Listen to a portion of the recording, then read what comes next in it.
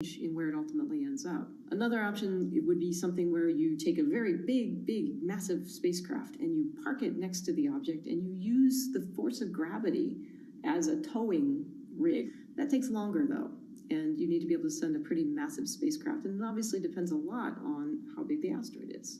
Other options start to get more and more complicated, and they range from painting one side of the object a white color and painting the other side dark and then letting the pressure of light sort of perturb its orbit. In a departure from the lab and computer simulations, NASA has real plans to rehearse kinetic impact deflection.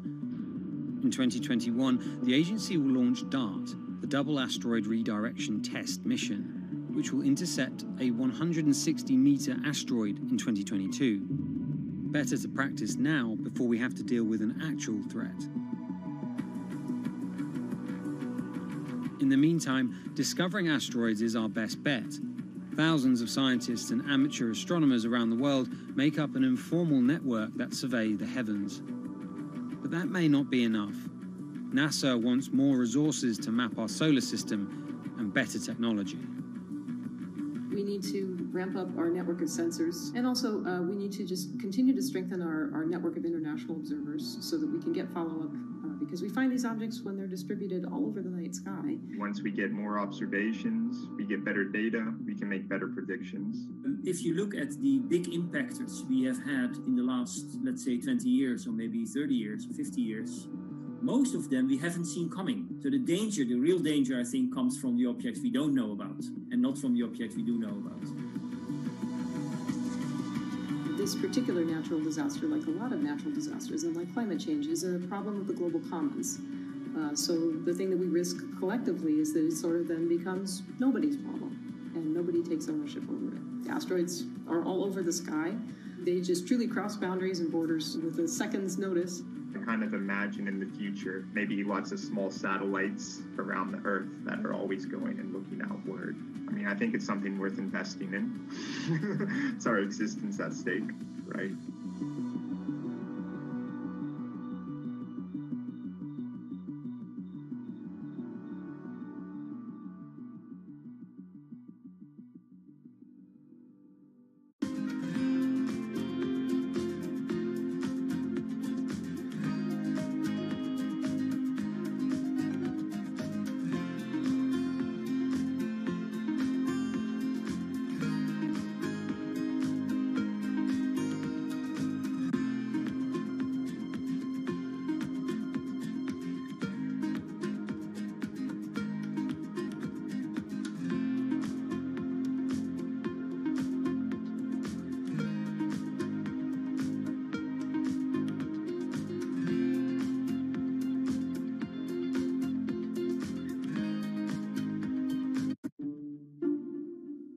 The pandemic has affected everyone in different ways. Some pass the time by baking. Homemade sourdough bread. Do I need to say more? Some chose to binge watch Netflix. It's your game. Or maybe you started a garden oasis in your backyard. Next, I'm going to put my lettuces in. But for millions of others, I'm going to be posting stocks that will boom. They wanted to uproot the financial industry. Let's just lock it on up and take $15,000. Here's a stock that can change your life. I see a stock going up and I buy it, and I just watch it until it stops going up, and then I sell it. I have gained over $3 million. I want some free money. I don't think you can overstate the online communities or social media's influence on financial markets. A large group of inexperienced investors who discuss their plans on social media platform Reddit have shaken up the stock market in a big way. The stock that everybody's talking about right now is GameStop. Video game retailer GameStop is set to continue their head-spinning ascent today. The revolutionaries on Reddit are spanking Wall Street's ass. The more these stocks go up, the more the big guys are getting creamed and losing billions of dollars. This isn't a wealthy person's game anymore. Anyone can play it. I took up a little bit of a new hobby, and I'm interested in day trading. As an investor nowadays, you don't have to look a specific way. You don't have to wear specific clothes. You don't have to be doing it from a trading floor on Wall Street in like a high-rise building in downtown Manhattan. The narrative of what's driving the markets is no longer being held in secret offices in New York and Boston of privileged people talking to other privileged people. It's right out in the open. It's on Twitter, it's on Reddit. From brokerage apps to Discord channels and subreddits to TikTok finfluencers, one of the last holdouts in the world of disruption, finance, is next in line.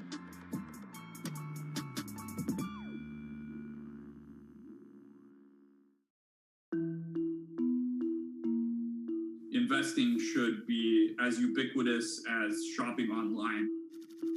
That's Vlad Tenev, the CEO of Robinhood, the online brokerage app, talking about how he wants his app to disrupt the world of stock trading like Amazon disrupted the world of home shopping.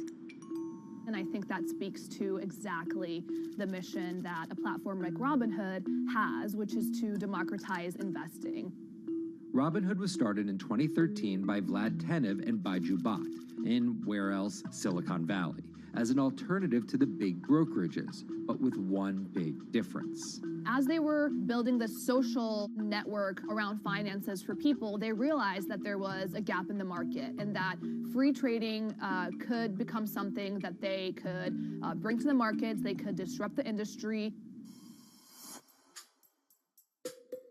While no-fee trading is industry standard today, it was unheard of when it was first introduced. The online brokerage industry was really innovative when they came on the scene 10, 15 years ago, but they kind of stopped innovating where you haven't seen those commissions come down beyond $5 or $6 or $7. Robinhood think that by offering zero commission that they're going to push people onto this platform. And on top of no-fee trading, the customers Robinhood was courting have been long overlooked in the world of finance. So the typical customer of a Charles Schwab, for example, is putting a lot more money in that brokerage account than the typical customer at Robinhood. Even today, with all of its popularity, the median account size is about $240. There's Fidelities and the Schwabs and the E-Trades of the world. They look down their nose at those kind of accounts. I don't want a $1,000 account. They're just a headache. I want a $100,000 account. And this is key here, right? Because the thing about Robinhood that's different than every other single brokerage platform is how easy it is to use.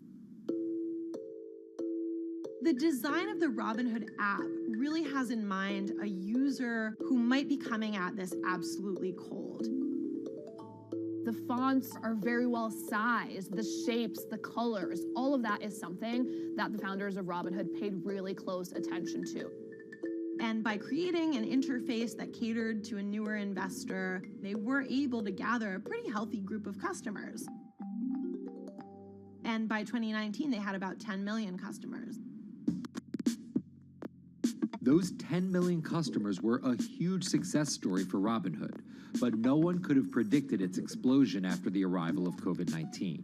Remain indoors to the greatest extent, and 100% of the non-essential workforce must stay home. What we saw when the pandemic hit was the growth of Robinhood users absolutely turbocharged. And oddly, you saw this surge in interest in stock trading. Then they saw the absolute surge in 2020 in customer growth. And now, by many accounts, they have more than 20 million customers, which is pretty extraordinary. So the next step for them is to figure out how to monetize those users and how, even with their small account sizes, to get them to grow with the company and, as it releases more products, come along with them.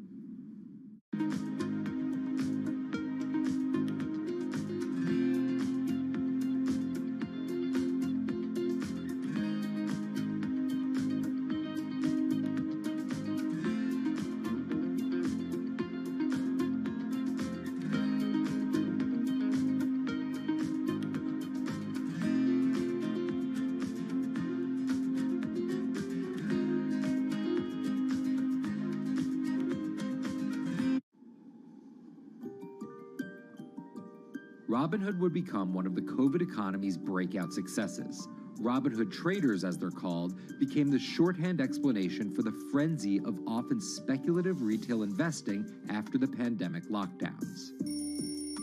Kids wake up in the morning, they go on Robinhood. They're, in the shower, they check Robinhood. Kids are learning how the stock market works at 18 while they're at school, checking their phones in between classes because notifications pop up telling them what their stocks are doing that day. With these new tools, millennials and Gen Z are investing in the market in ways their parents could have never even dreamt of. That is sort of key when we talk about the divide between older and younger generations, is that the younger generation was exposed to so much more information and tools at their disposal to do what they want in the market. The older generations, you never had the technology or the cost structure that you could play the markets like you can today. So you were stuck with giving your money to a professional investor and paying them a fee to do it. When I speak to young kids, they tell me, I'm making mistakes, I'm losing money. I'm not a perfect investor, but I'm 18, and by the time I'm 30, which will be, 10 years from now, I'm gonna have interacted with the markets for a decade. And so it's a learning experience more so than anything else. And you can look at it and you can say, wow, that's risk-taking, that's dumb, but if you could possibly shave 10, 20 years off your working life versus adding 5 years, I don't think you can fault people for that. But Robinhood is only part of the puzzle. Sure, you can trade on it, but without research, information, and data, you're just blindly throwing darts at different stocks and hoping to strike it rich. Wall Street forever has always run on what we now call narratives or memes. People telling rumors to each other have been around for 100 years. On Wall Street, information is its own currency. Historically, either you had it or you didn't. And the people who had it had a huge advantage. In the past, those narratives and memes didn't have a network effect. It would be one person telling another person over the phone. In fact, when I broke into this business in the 80s, a lot of people used to complain that they weren't on the call list to get those ideas. Social media changed all of that. Fast forward to 2021, that's being done on the internet now. And that's being done on Discord and Twitter and StockTwits and Reddit. And the impact is very similar, but orders and orders of magnitude larger. As social media has played a bigger part in our lives, it's also played a bigger and kind of more important role in how people find investing ideas online and on these platforms. How do those ideas spread? On TikTok. Yes, that TikTok. Soon may the weatherman come to bring us sugar and tea and rum. People aren't just going to it for sea shanty videos. The personal finance hashtag on TikTok has garnered 3.5 billion views from its 1 billion monthly active users. By comparison, videos found under the cooking and health tips hashtag have 2.6 and 2.1 billion views respectively. The trajectory of Robinhood and TikTok were literally on par. What happened in the stock market this week? So the word of the week is expectations. Absolutely essential that you guys understand the risks of shorting. And Kayla Kilbride and Kyla Scanlon are two of those financial influencer TikTokers, also known as finfluencers. I think people still care about fashion, they care about culture, but it's also like there's this big behemoth thing called the stock market that we really don't know a whole lot about, and it's gatekept behind the industry. And so people want to unpack that. And so my audience is, a lot of them are younger investors who are looking to hone their skills. Tech and right up. Kyla and Kayla are two of the more, let's say, professional TikTok influencers. The Tesla ARK Bitcoin Biotech Risk Cluster. I've been trading since high school, and it was a really interesting way for me to fill out my decision-making frameworks and to think about thinking. And I think that the more that we can have people thinking about finance, the better that we're going to progress as a society. I think it's a huge gap in our educational system. If you're going to buy an option for a stock you think is going to go up, it's a call. So think of it like this. I made the options video where I was like, options are just like shopping. Rumor has it that this pallet's about to go up in price. So if I come in tomorrow, can I still buy it at said price? And a ton of women just attacked that video and were like, you explain things so much better than my boyfriend or my professor, or like I could sit and listen to you all day. And I was like, this is what I was looking for. But TikTok's algorithm does not reward calm and measured videos about responsible investing. It rewards this. Watch this video for 30 seconds and you'll be rich for the rest of your life. I try not to say the A word, the ALGO word, because TikTok listens to us. The algorithm does impact how you feel. You know, you do notice which videos do better versus which videos do worse. How do you catch someone's attention in less than 60 seconds? And how do you make it something that they're like, I need this in my life? Nearly impossible to do that in 60 seconds. But the people who perfect it are the people that you're going to watch and going to stick around. And where people are sticking around? Reddit. And its nearly countless subreddits about finance. And by far the biggest one of those is Wall Street Bets. There's a lot of social media platforms out there, but Reddit is like the social media platform for finance. Places like Wall Street Bets is where it all goes down. Started in January 2012, it wasn't long before Wall Street Bets adopted a 4chan-like etiquette, leading to their tagline, like 4chan found a Bloomberg terminal. We had all these unexplained stock moves, and we would be grasping for why stock XYZ jumped 20% in a day. And you would look at Wall Street Bets, and you would see people there talking about buying options in that stock, and it sort of, squared the circle, so to speak, and started making sense. And it was at that point that it was like, wow, we have to start paying attention to this. Some people on the platform really spend tons of time, and others are just looking for entertainment and to have a little bit of fun, effectively gambling or looking for an outlet, trying to make a little bit of money. Then on top of all of that, there were stimulus checks. Now, clearly, this money is going to people who need to use that to eat, to live, but there's a lot of people who use this money to invest in the stock market. And it's not just stock tips. People quote-unquote YOLO their entire life savings or stimulus checks on a single stock. They post what is called gain and loss porn, screen-grabbing staggering hits and misses on stocks for the entire community to see. I'm about to lose everything. And while some of the people on Wall Street Bets are novice investors, the community contains multitudes. In one respect, what it did show us among these network groups is they are very sophisticated. They're not a bunch of ignorant people talking to other ignorant people. And this is where the pieces of the puzzle all come together to wreak havoc on Wall Street for a solid week in early 2021. It's pretty clear that the combination of more people having retail brokerage accounts and trading apps and more people being stuck at home looking for some kind of entertainment and some kind of community online came together in this very singular way. What came together is GameStop. Let's go back to the beginnings of what happened with GameStop a couple of years ago. On the boards like Reddit and StockTwit, a lot of people were talking about GameStop as being attractive value. Some of them are even, Wall Street alums who left the industry and now still have access to tools that they can use to improve their financial well-being and make very good decisions. And I think Roaring Kitty is a perfect example of that. GameStop is one of the most compelling asymmetric opportunities in the market today. Really, I don't understand how you could disagree with that. At the same time that this crowd was talking it up, the hedge fund institutional crowd didn't like this stock at all, and it had the largest short interest of any stock in the New York Stock Exchange going into late 2020. Short selling is a bet that a stock price will fall, and it's a fairly simple concept. An investor borrows a stock and then sells it. The investor is betting on buying the stock back later for a lower price, before returning it to the original owner, pocketing the price difference. What a short seller would tell you is that they almost act as a policeman in financial markets, or they're at least looking for companies that aren't what they say they are. And that can range anywhere from an outright fraud that some short sellers try to expose to just a company that's not worth as much as investors think it is. The problem is, if the stock price rises, the short seller has to come up with the money to buy the stock back. And the more it rises, the more it costs.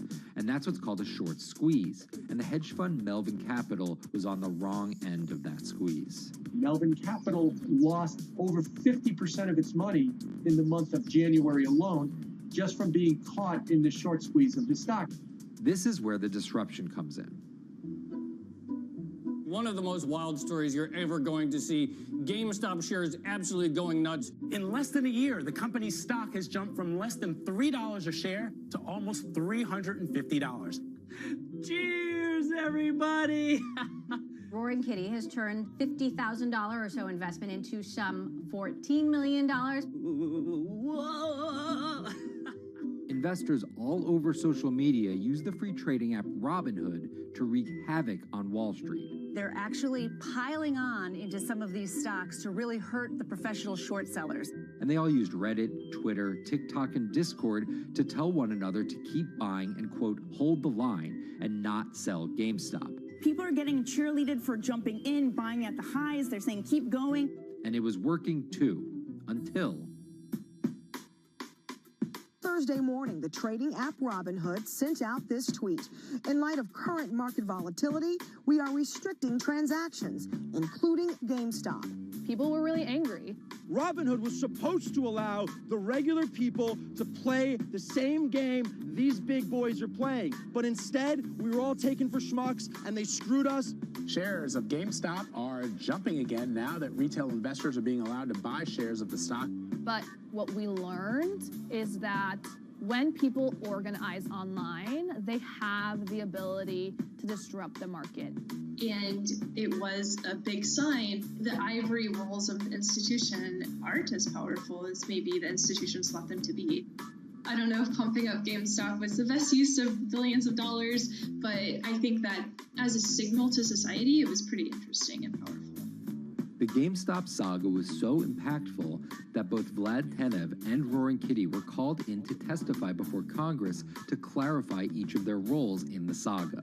One thing that's emerged from the congressional hearings is that they're interested in how retail brokerages make money and whether they're keeping the best interest of their customers in mind. But it's pretty fuzzy as far as what they would actually do as a result.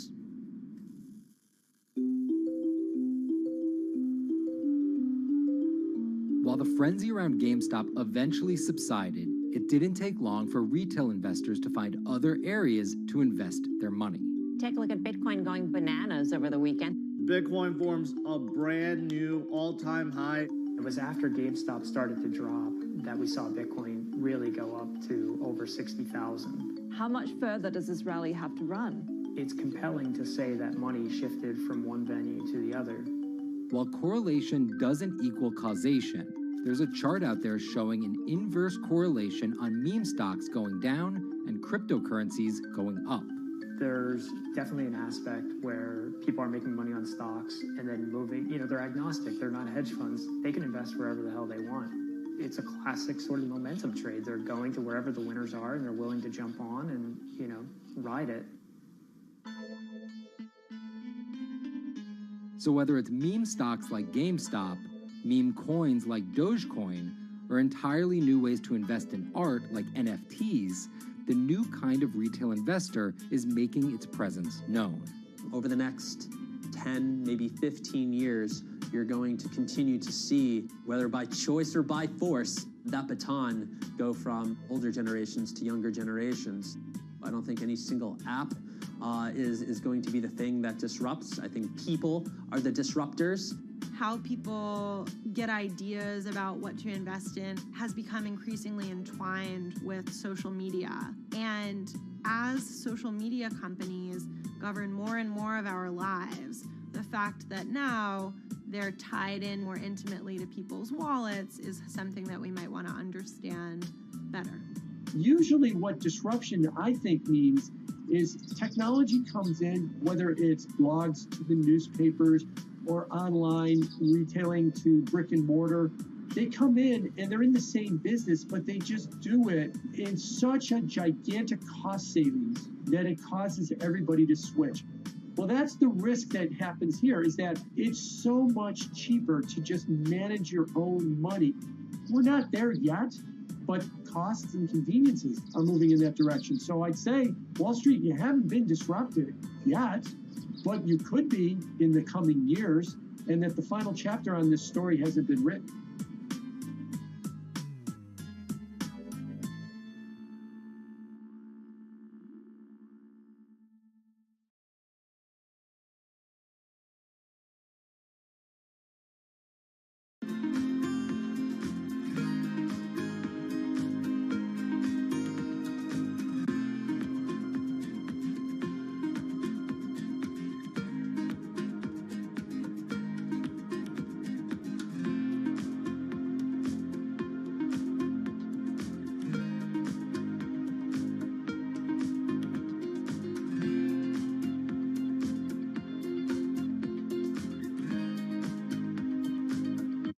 Meet Bloomberg's own David Nicholson. Now, his happy place is out in the field, on the open road.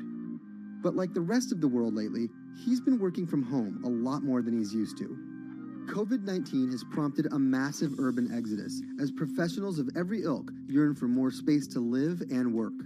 As a result, rural areas have exploded, and they're poised to experience a resurgence as more and more families pack up and leave the big city to try out life in the burbs.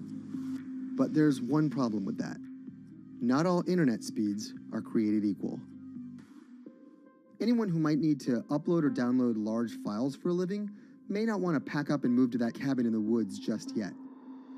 Now, David's house isn't a cabin, but it is in the woods, and inexplicably, his internet is workable. My internet is okay. I pay a lot for it. It's around $140 a month.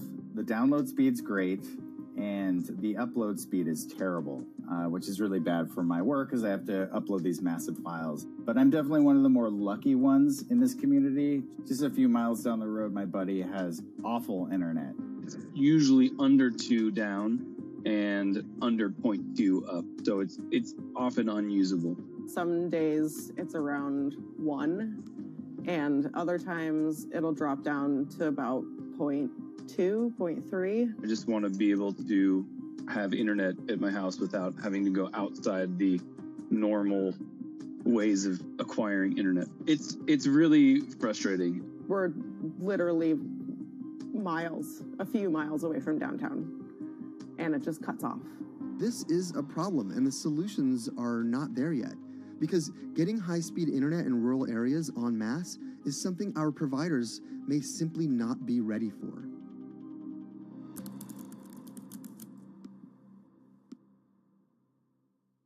If your internet service doesn't have fast download and upload speeds, then you don't have high-speed harmony. You have. Americans on average pay about $70 a month for internet at home. But in rural areas, it could cost a lot more for a lot less service.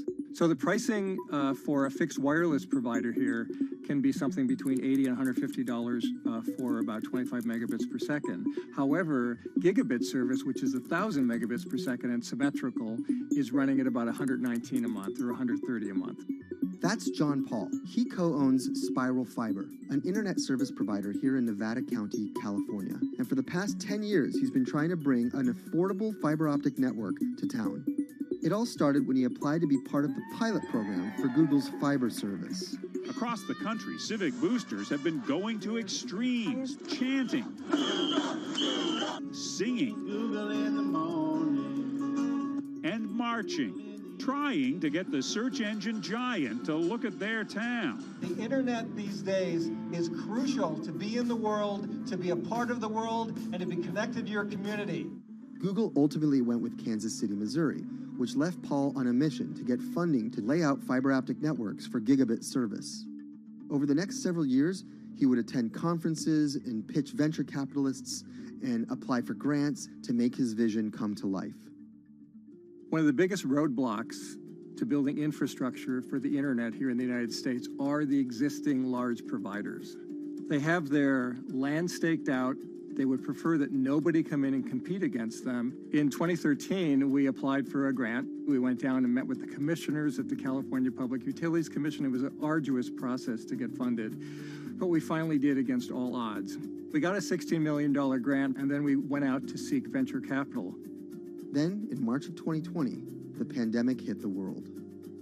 Everybody got locked down, and everybody came home, and everybody started using the internet. And I remember seeing on one of the local fixed wireless providers' websites, they've said, hey, we know you're all staying home, but please don't use too much video, and please don't use too much bandwidth. And I thought, that doesn't work.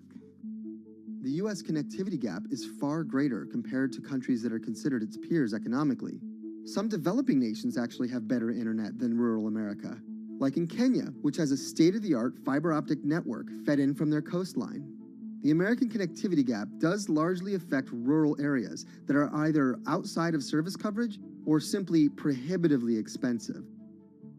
This is Rebecca. She and her family moved to Nevada County just a couple miles down the road from David. They took for granted that high-speed internet would just exist in the area, and it's not something they even bothered to check on before buying their house. Turns out, all they got was dial-up. We wanted to move where we had a little more space, room for the kids to run around, just be out in the mountains a little bit more. Having come from a bigger city area where Wi-Fi is pretty readily available, we hadn't really considered that in our purchasing of the house, whether that would be an option or not.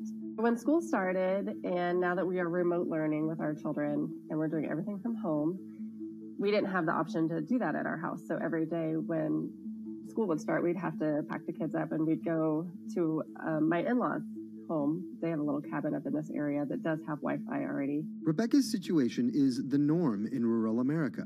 According to data from the Federal Communications Commission, just 4% of urban Americans lack access to broadband internet. That's compared to almost 40% of people who live in rural areas. While that was the case, there were also racial and socioeconomic divides in terms of who had that access. In addition to that geographic difference, low-income African-American students, Latino students, and first-generation college students were more likely than others to have only one device at home that's shared among multiple siblings and or lack access to that actual connection. For most American towns, there's also a lack of competition, forcing internet prices up. And large providers like AT&T and Comcast aren't incentivized to expand service to these rural communities. This is how Xfinity makes life simple, easy, awesome. So in our area, we have a small imprint of Comcast, but they're not going to go out to the more rural areas. It's just not cost effective for them to do it as a large company. In order to lay fiber cable, you're actually physically digging trenches into the ground. And for internet service providers, they're primarily focused on maximizing their profits.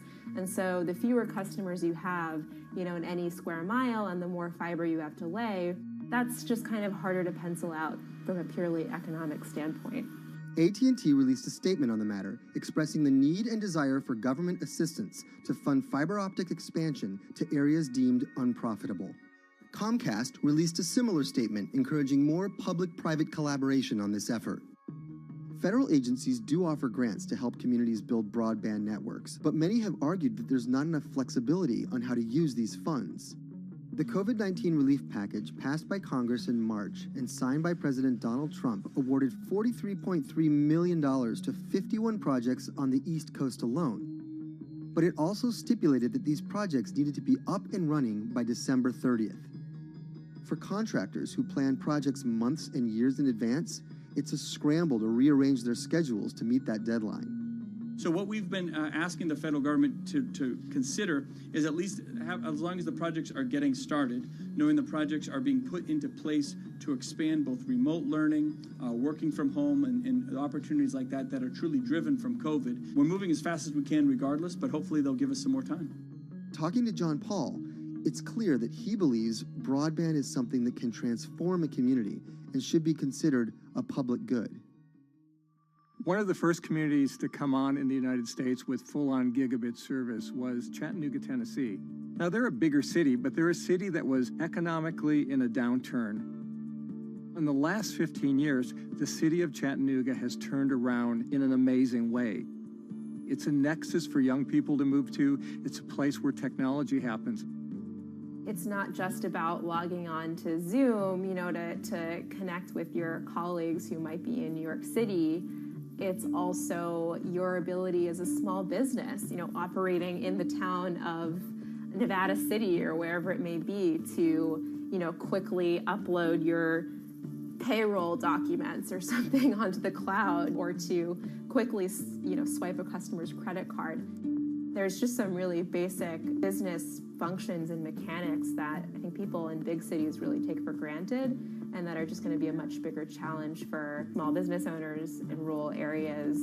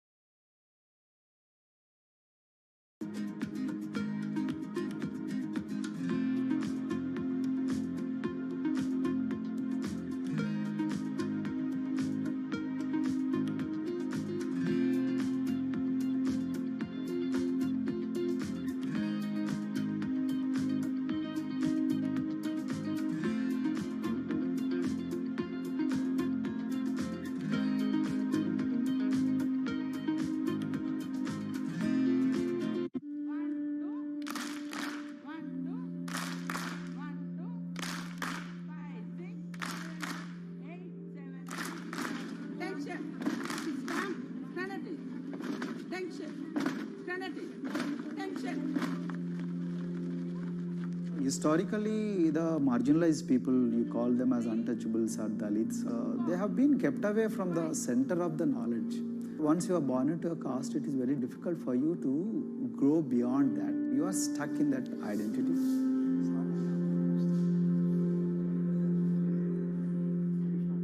Education is the best way of liberating them. So that's how I chose to work in education sector. The kind of education that we are giving to the marginalized people is going to change not just the fate of these communities in Telangana, but it is going to be the source of inspiration, source of hope for all the marginalized in this country.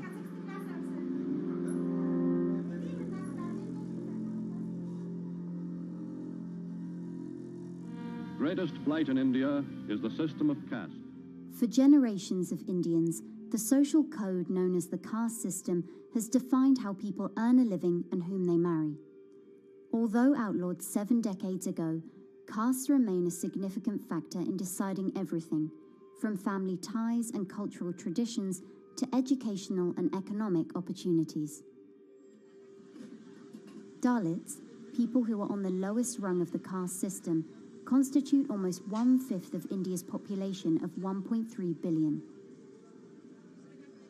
Not able to afford the high tuition of private schools, many are forced to attend government-funded institutions, which in the past have suffered from poor infrastructure, lower education standards, and high student-to-teacher ratios. But Dr. Praveen Kumar is trying to change that.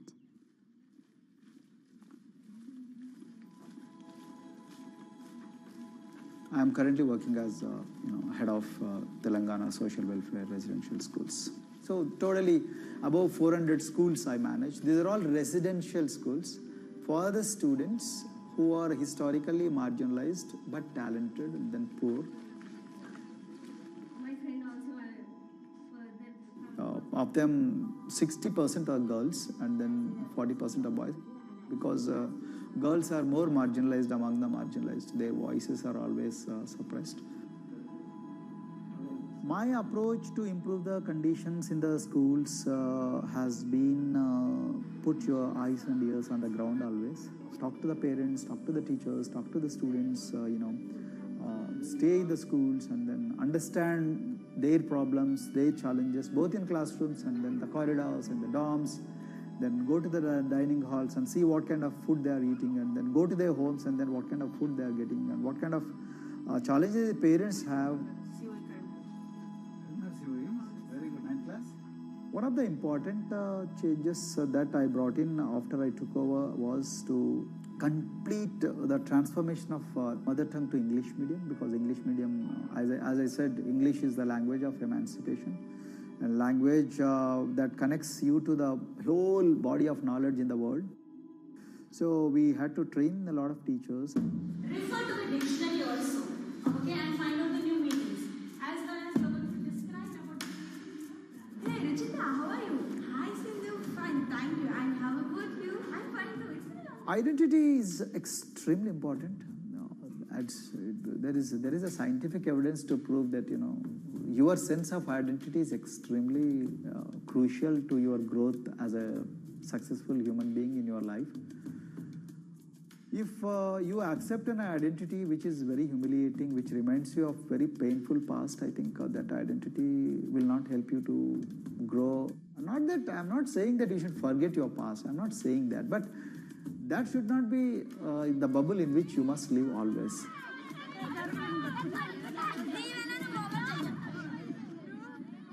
Sweros is an alternative identity. S stands for state, W stands for welfare, Aero, SW and then Aero is Swero.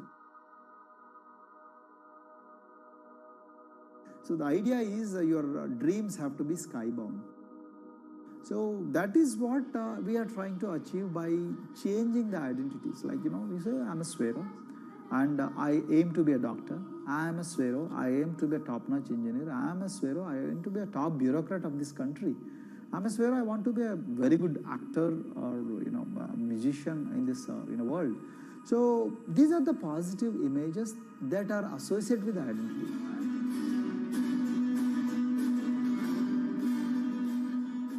Just to give an example to you, in 2012, in our institution, we used to produce about 6 doctors per year. But because of our, this self-liberating ideology of spheroism, we have, this year, we have produced about 189 doctors. This is phenomenal for any poorest of the poor people. You know how difficult it is to get into medical colleges in this country. So, but today, because of this ideology, the students have been able to achieve this, feat.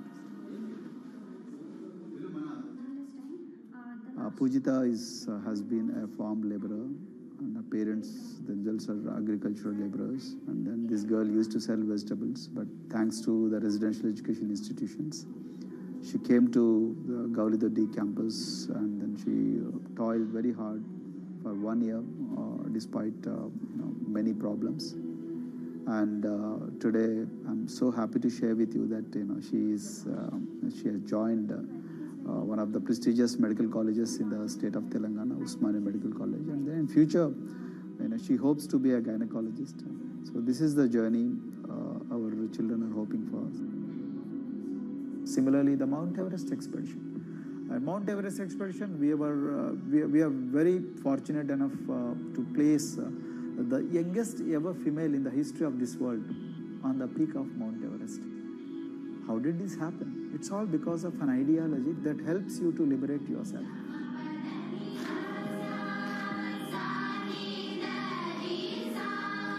We brought a lot of extracurricular activities, and most of them got institutionalized now. So, for example, music. Similarly, the games. We have so many coaching academy. We have boxing academy, we have wrestling academy, we have handball academy. So we have, kabaddi, the traditional Indian sport. We have golf. We have introduced the golf also. Like golf is generally played by so-called rich people, but today even poorest of the poor people also are being trained in golf in our schools. Wow. So our intention has been to give all 360 degrees, type of opportunities to the students, so that whoever is interested in whatever activity, they can go and then do it. Break the barriers, break the fence, at least mentally, because poor people have been programmed to be victims, programmed to be subjugated, programmed to be on the margins, always, programmed to feel inferior. We wanted to change on that. There are certain games which are exclusive to rich people. There are certain languages which are exclusive to middle class and upper middle class in this country. To put it in one word, the sole aim of introducing all these co-curricular activities is to break the stereotypes which are recklessly imposed on these people. Their stereotypes Dr. Kumar knows all too well. Born a Dalit, his grandparents were labourers and access to the village well was restricted. Dr. Kumar credits his parents' belief in the power of education with helping him realise his aspirations. He went on to join the Indian Police Service, attended Harvard University, and then began pursuing educational reforms back home. I attribute whatever I am today, it's to my mother primarily. They educated me in the village, although there were no good schools. So then I stayed in social welfare hostels, the hostels which are managed by government for the poorest of the poor kids. I passed with reasonably good grades. Then I went to university, and then I faced worst form of discrimination in the universities. Like there were, in those days I'm talking about, so the bathrooms and the toilets were exclusively meant for scheduled castes and scheduled tribes. We used to fight discrimination on one hand, and then again, try to excel in academics, day in and day out. So that's how I came to education, because I deeply believe that education is the only important weapon that can really, place the poorest of the poor people from a very victimhood orbit to a prosperous orbit. I think in future, this is going to be a game changer for the marginalized in this country.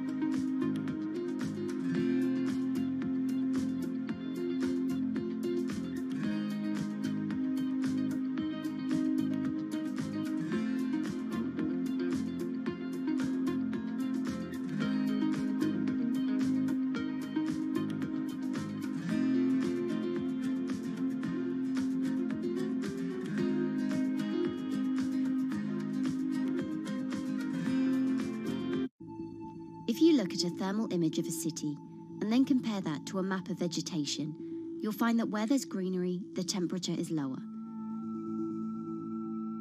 That's because things like asphalt, concrete, and shingled roofs absorb more heat from the sun than trees. This is the urban heat island effect, and it accounts for higher temperatures in cities, often by several degrees compared with their surroundings. It's becoming a huge risk to human health as growing urban populations exacerbate the heating effects of climate change. Heat waves kill more people than any other extreme weather event, more than tornadoes, hurricanes, and even floods. That's why urban heat island mitigation strategies are being studied in Singapore by a group of researchers. The government-backed project called Cooling Singapore is now in the process of combining everything they've learned to create a digital tool that can help cities all over the world, starting with Singapore.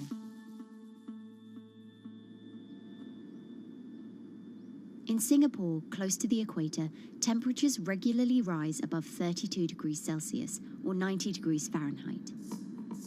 And the city structures only make it worse. And that is also the case for Singapore, which is basically a concrete jungle, more urbanized, more developed city. And even in Singapore, what you have is a situation whereby there's a temperature difference of 7 degrees Celsius between the more urbanized and the more rural areas. The government has taken drastic steps to keep temperatures down. This is Gardens by the Bay, an award-winning park. And inside this greenhouse is a pleasant 24 degrees. That's because the dome, along with 24 nearby towers full of thousands of people, is chilled by what's probably the world's largest underground district cooling system. It uses a large central plant that cools water and then pipes it into banks, residential towers, an exhibition centre, shopping malls, and the city's iconic Marina Bay Sands hotel and casino complex. So one of the biggest perks of using this system for the buildings is that they can save 40% in terms of electricity usage compared to your traditional air conditioners. And with Singapore relying on natural gas for most of its power, this new system means emission savings equivalent to removing 10,000 cars from the city's roads. That has big implications for the rest of the world. If things stay as they are, more than a third of the world's electricity could end up being used to cool buildings and vehicles by 2050. As the world gets hotter, gets warmer, there is a greater need for air conditioning and as well as refrigerators, for instance. And the more people are buying these household appliances, the more energy usage they use, and they release heat more, and that then exacerbates climate change. It's a vicious circle. And so since 2017, researchers at Cooling Singapore have been identifying design solutions that reduce our need for so much cool air in the first place. One thing many cities have in common, and that's the importance of vegetation. That's a very important measure to mitigate the urban heat because of the shading effect, of course, and the psychological effects of the vegetation, and also because of the possible evaporative cooling effect of the vegetation. Vegetation can be, of course, on the ground floor in form of trees and shrubs, and you can walk under them. This is the so-called canopy layer that the vegetation forms above us. But vegetation can also go up the facades of buildings, and it can go to the roof of the buildings. Luckily, Singapore has been striving for the garden city feel for quite some time. It was a vision initially introduced by then Prime Minister Lee Kuan Yew in 1967 to make life more pleasant for people, And today, Singapore is one of the world's greenest cities in terms of urban vegetation. Kampung Admiralty, a community centre that contains health facilities and social spaces, now provides more green space than the plot of land it was originally built on. It's topped by a roofscape of staggered terraces covered in local plants, which functions as a community park. And a village green in the centre that contains farm plots for residents to tend to. Park Royal on Pickering was designed as a hotel in a garden that doubled the green growing potential of its site. There's now 15,000 metres of sky gardens, reflecting pools, waterfalls, planter terraces and green walls. And the government has big plans as well. Singapore actually has a plan to plant 1 million trees and add more green spaces over the next 10 years. It is actually a mix of wanting to reduce the urban heat island effect, but on the other hand is also to get the people to be more connected to nature. But it's not enough. The city-state has still been warming twice as quickly as the world average over the past 6 decades. That's why Cooling Singapore has developed a catalogue of other potential heat mitigation measures. When you try to mitigate the urban heat island effect in a city or in any building, in a village as well, the first place to start is by shading of the windows. You have to keep areas clear so that the wind can move through it. Water of a certain depth can act as a very good thermal buffer. If you have to construct heavy buildings such as high-rises, at least you can make the surface, the facade, less heavy, and you can protect it from direct sun penetration. You have to make sure that no combustion engines will be in the city in the middle, in the medium to long-term range. So ideally, the electricity production is outside of the city, and you bring just the clean electricity into the city.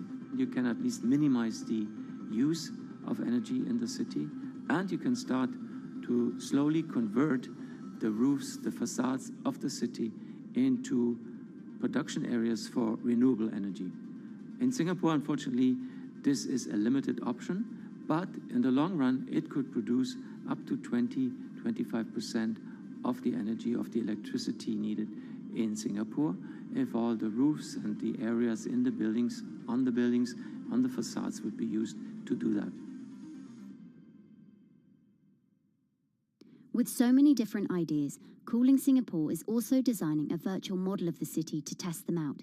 It's called a Digital Urban Climate Twin, or DUCT, that will calculate how each element of the city's design will impact the urban heat island effect. That means we model not only the geometry of the buildings digitally, but also we model the transportation, the insulation, the temperature, the radiation coming from the sun, the weather, the local climate, the even very, very microclimate of the city, the water, the movement of people in the city. We can invent scenarios, we can design scenarios, test them before we actually build them, and if they test very well and we are sure that they will function, then we can start to build them and put them into reality.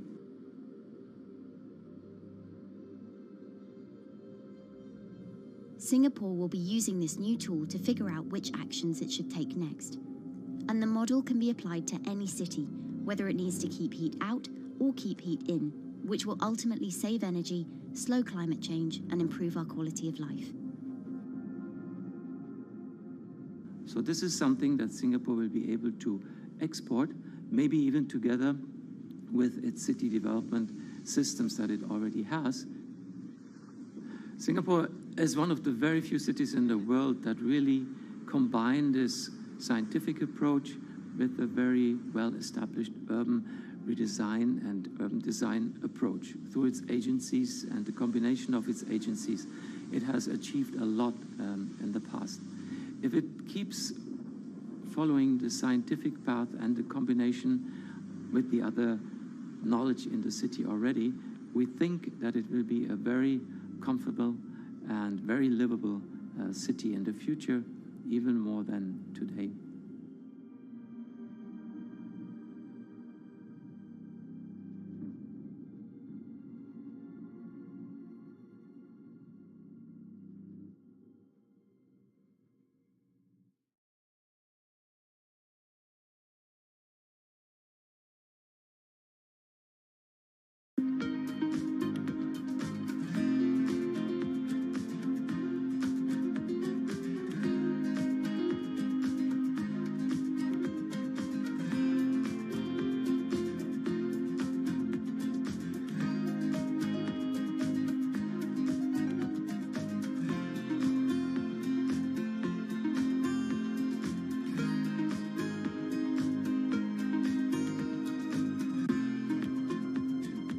Times are tough.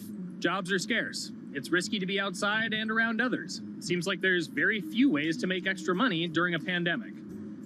So I guess I'll just hunker down and binge social media until this all blows over. Wait, don't these people make money? How do these people make money?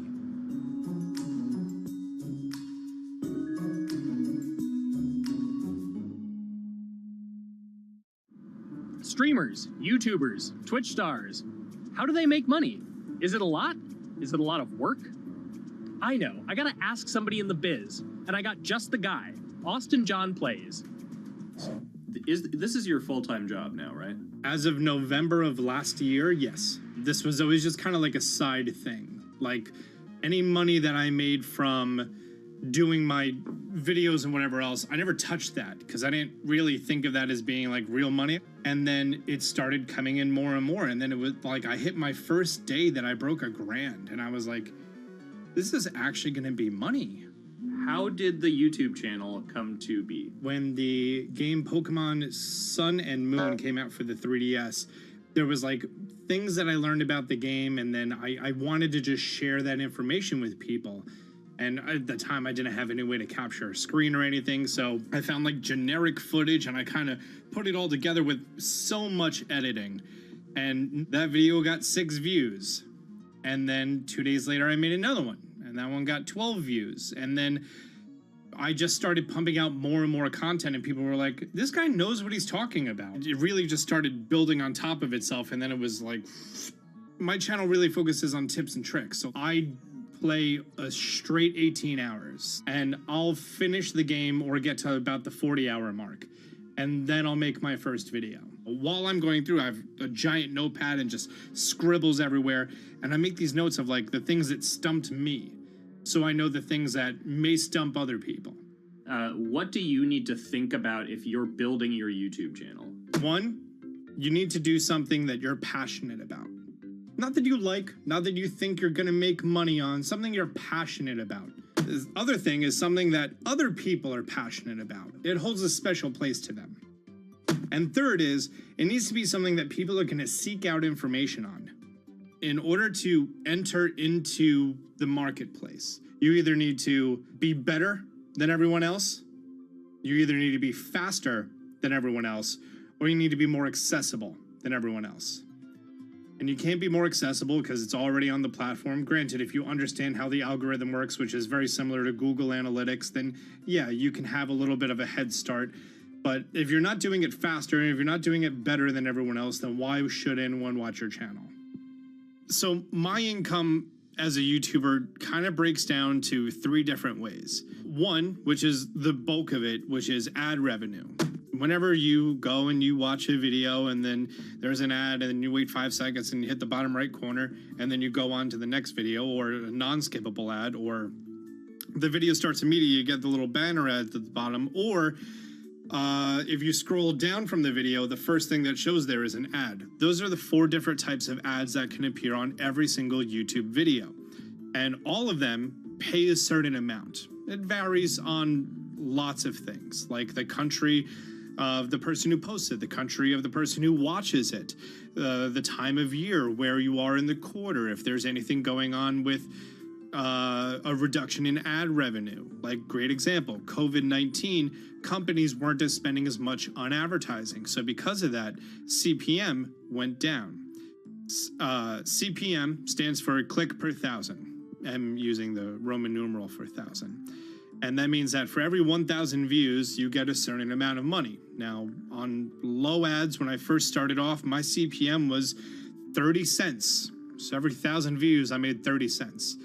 But then once I signed with an MCN and I started making more quality content and more engaging content, some of my better videos and certain times of the year, I can see CPMs as high as $12 to $14.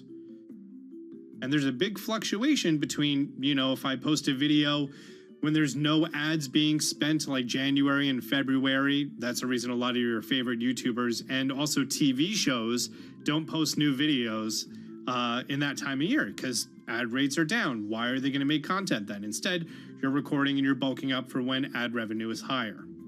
The second way that a YouTuber makes income is support, crowdfunding, things like that. When I first started off, Patreon was really the only option, but then they started rolling out supporters and members for YouTube channels. So whenever I have a live stream, you can click a button and then you can become a member, and then you get special icons next to your name. I believe they're called badges, or on any video, you can hit the join button, and that helps support the channel. And then the third aspect of that would be merch. And for me, my merch has been somewhat basic. In fact, I'm wearing one of my t-shirts from last year right now. You have to endure the times that your first video gets 6 views, that you post it on Reddit and they say, shut up, and then an auto mod bans you. You have to go through that, because until you go through that and you discover why you're doing it, you're not doing it for other people, you're doing it for yourself. If you're not loving what you do, then it's not worth it. Huh. So make a channel about something that I'm passionate about. Oh, sweet. I guess I can make the channel about that.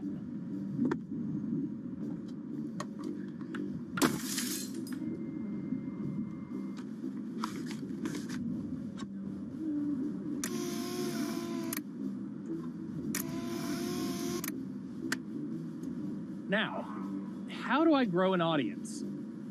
How do I get popular? It's all about diversification, right? You have to have a massive Twitter following. You have to have a massive Instagram following. You have to have a massive YouTube following. Of course, you have to be on Twitch, which is the key platform. But basically, any way you can get in front of your audience, you can engage with your audience, is going to drive those clicks, which ultimately drives the advertiser revenue that you get back from all of these platforms. It's me and Dan playing video games and talking in a funny manner over them. They're not just people who are good at games, they're actually people who are good at online engagement, online entertainment, first and foremost. You have the right to remain stylish. Anything you wear can and will be used against you in the court of fashion. The streamer is either very, very talented at the game. The best player in the game is generally going to draw a crowd because people like watching people who are very good. On the other hand, they're either very, very good or funny, charismatic, whatever it is on that side. Oh, no.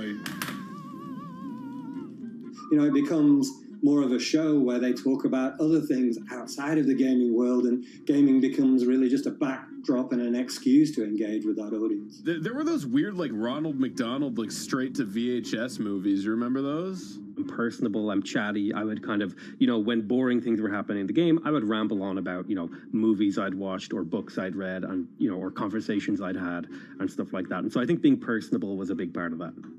It's not just getting on and playing games.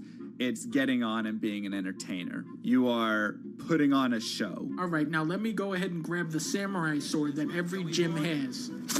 Okay, he's dead. To have a larger audience and to have that audience, I think, stay with you, you have to bring something extra. You know, you have to find your niche. You have to find what works and what connects with the audience and what makes them laugh and what makes them keep coming back. You got to make it a little more exciting, all right? Throw in a hanging bishop. Have everybody in suspense for a moment.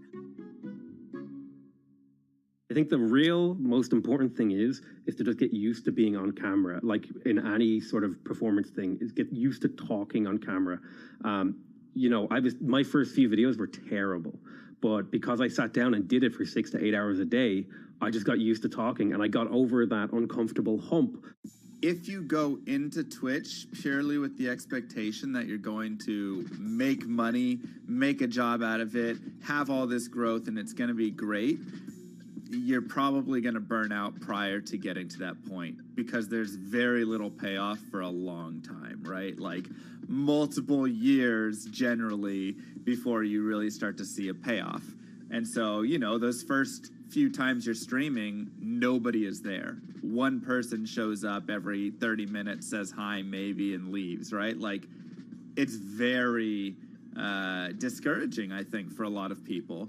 And so you have to be there just loving it. You have to love talking to yourself when nobody is around. You have to love just the game that you're playing, all of that stuff, because it takes a while, and I think a majority of people burn out prior to getting to the like profitable point of it. And there you have it. My very own YouTube, Twitch, Discord, and streaming channels all ready to go live. It's a veritable social media ecosystem just on the verge of thriving. So don't forget to smash like and subscribe, and visit my Patreon for perks. Also, go to my merch page. And one last thing, stay cool, my friends.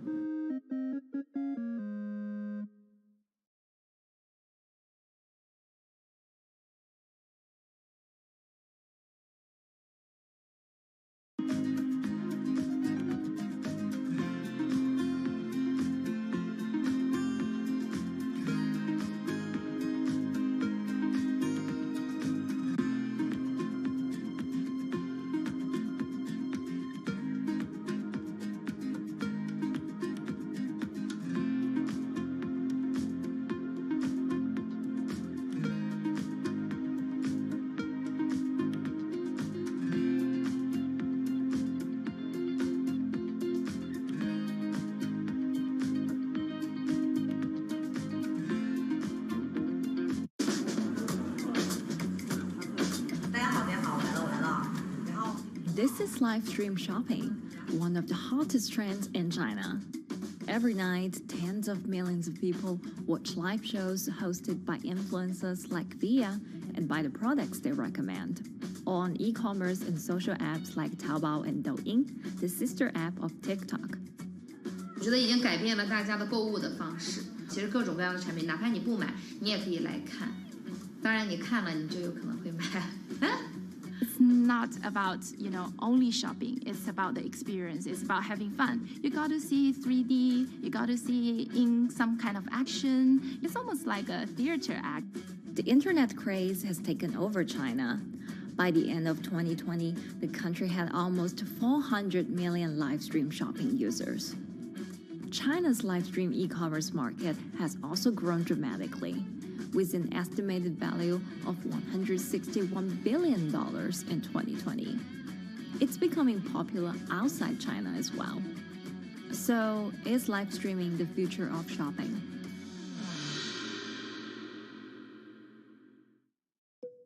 Live streaming is not a new thing. In China, it started in 2015 with the rollout of 4G. And it was first used for entertainment and socializing. Many live streamers performed for their followers or chatted to them, making money by receiving virtual currency and gifts. In the West, live streaming is mainly the domain of avid gamers. In China, it's broken into e-commerce. China actually has a very big e-commerce empire, so it uses these super apps, what we call that you have payment, you have search of information, you have recommendation system, and you have huge amount of goods available on the platform, and as well as a lot of consumers. So with this advantage, they merge these features of live streaming to make the influencers actually sell goods. Here is a perfect choice: nice neutrals, beautiful print, nothing overwhelming, and the warmth and comfort of flannel. This is item. Traditional TV shopping involves a one-way direction, whereby a host introduces a product, demonstrates certain things, and say, call this number or something. But live stream shopping is live. That in itself is a very, very big difference. It causes different psychology, and live stream shopping is a very entertaining way of actually engaging someone else. When you shop, actually, this live streaming video will continue. It will minimize into a corner, and you can buy the items and pay all on the same app.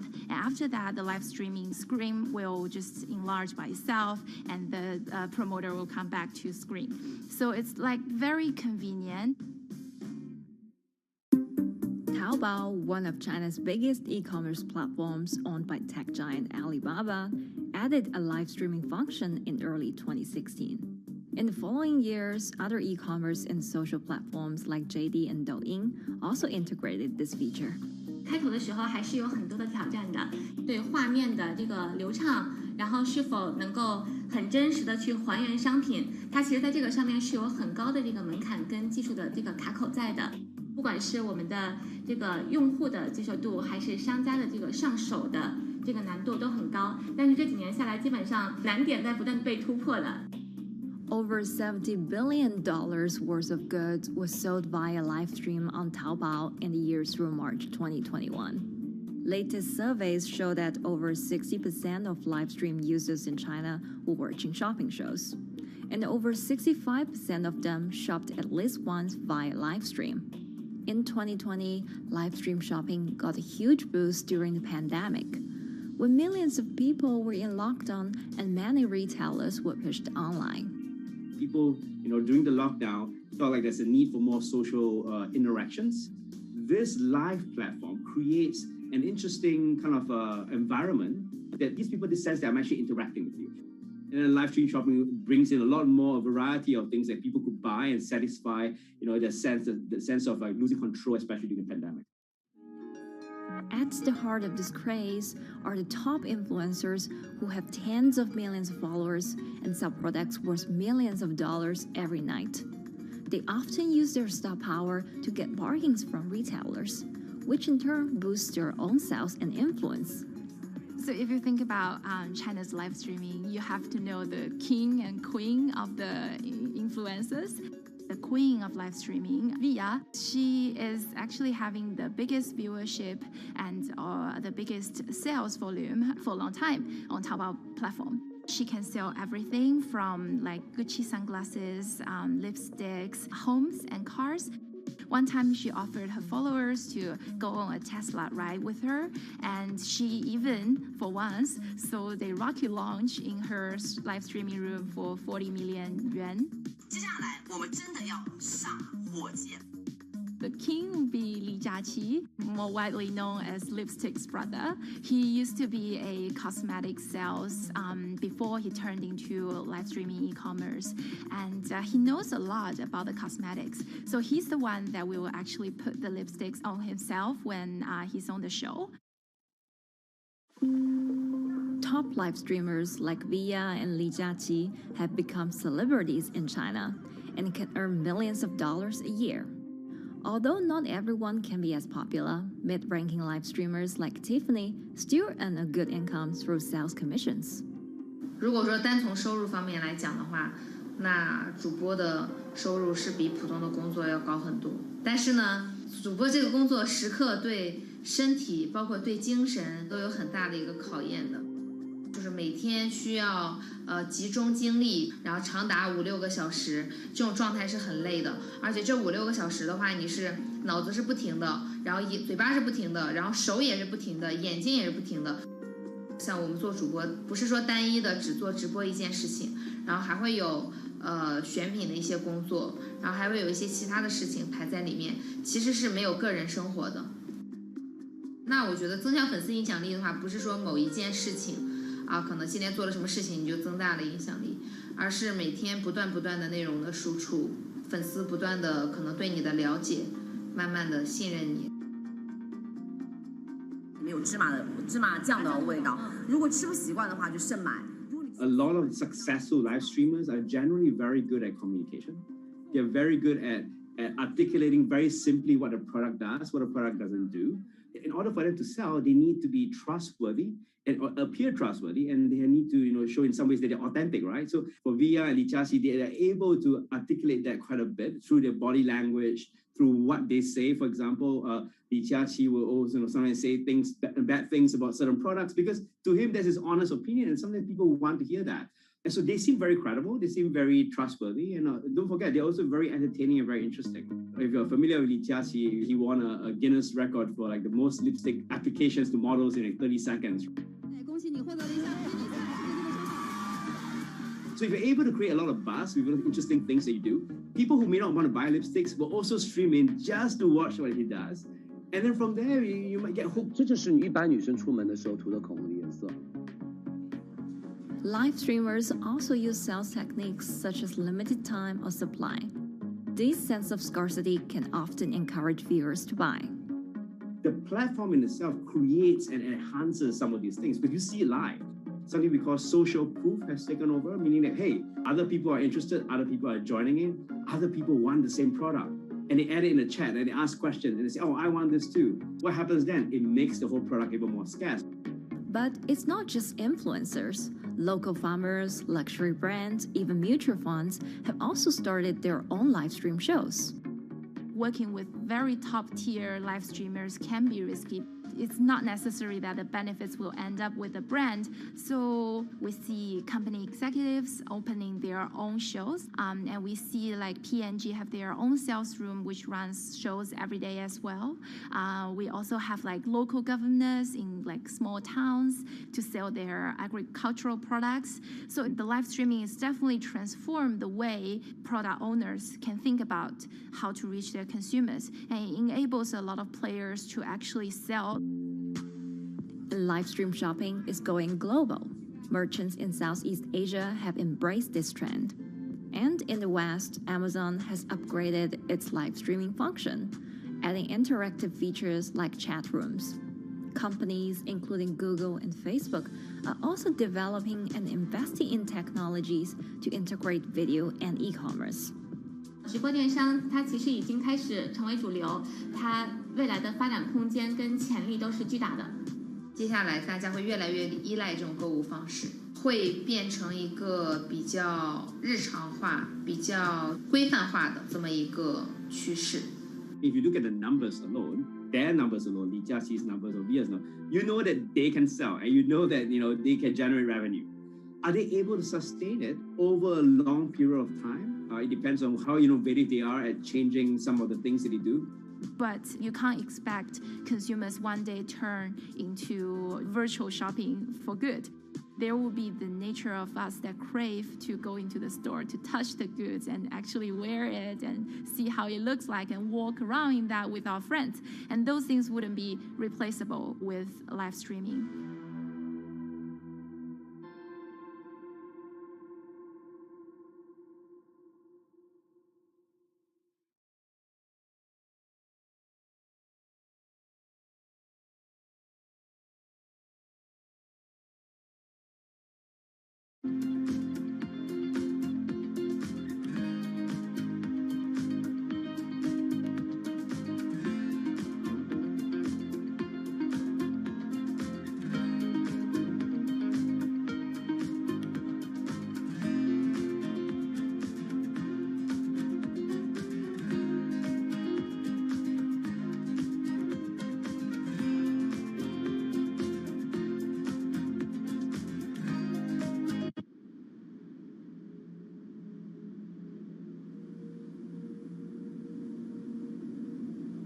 You could imagine that the oceans are actually the largest battery.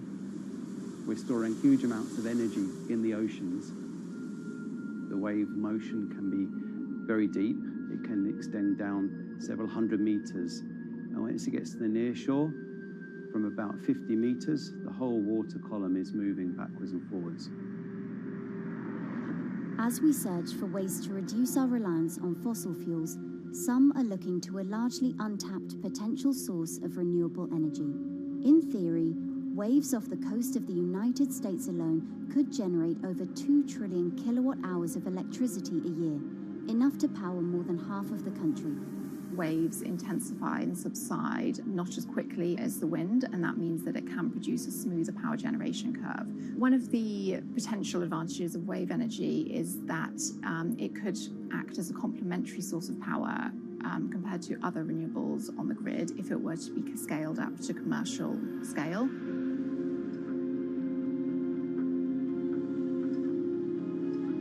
For decades, engineers have been trying to convert wave energy into electricity, but a host of technological and financial challenges have complicated their efforts. In the years from around 2006 to 2015, there were a spate of bankruptcies in the sector, and this was largely because of a lack of kind of continuous proven projects out at sea with reliable electricity generation. Since then, companies have been trying to develop the technologies at a steadier pace and with a smaller cash burn. But the same questions remain. Can companies develop devices and technologies that actually work? Is wave energy just a novelty or something that can become a major renewable energy source?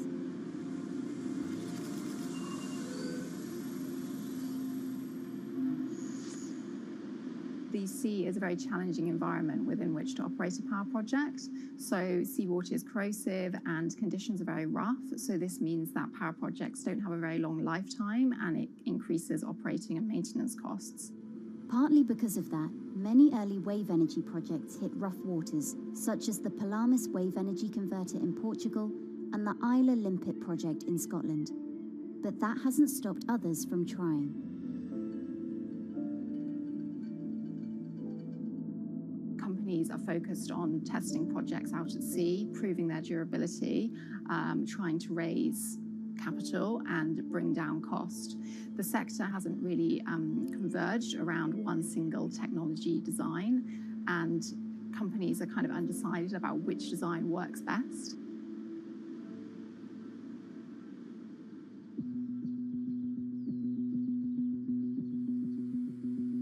Finland-based AW Energy is a veteran in the sector. The first proof of concept of the company's device was made in the 90s after diver Rauno Koivusaari observed the strong back-and-forth movement of a hatch cover in a shipwreck in the Baltic Sea. The waves are generated far from the coastline, so the wind blows on the surface of the water, causing the water particles to rotate, and that rotation extends deep down below the surface, and the waves can be very long. They can be several hundred meters long.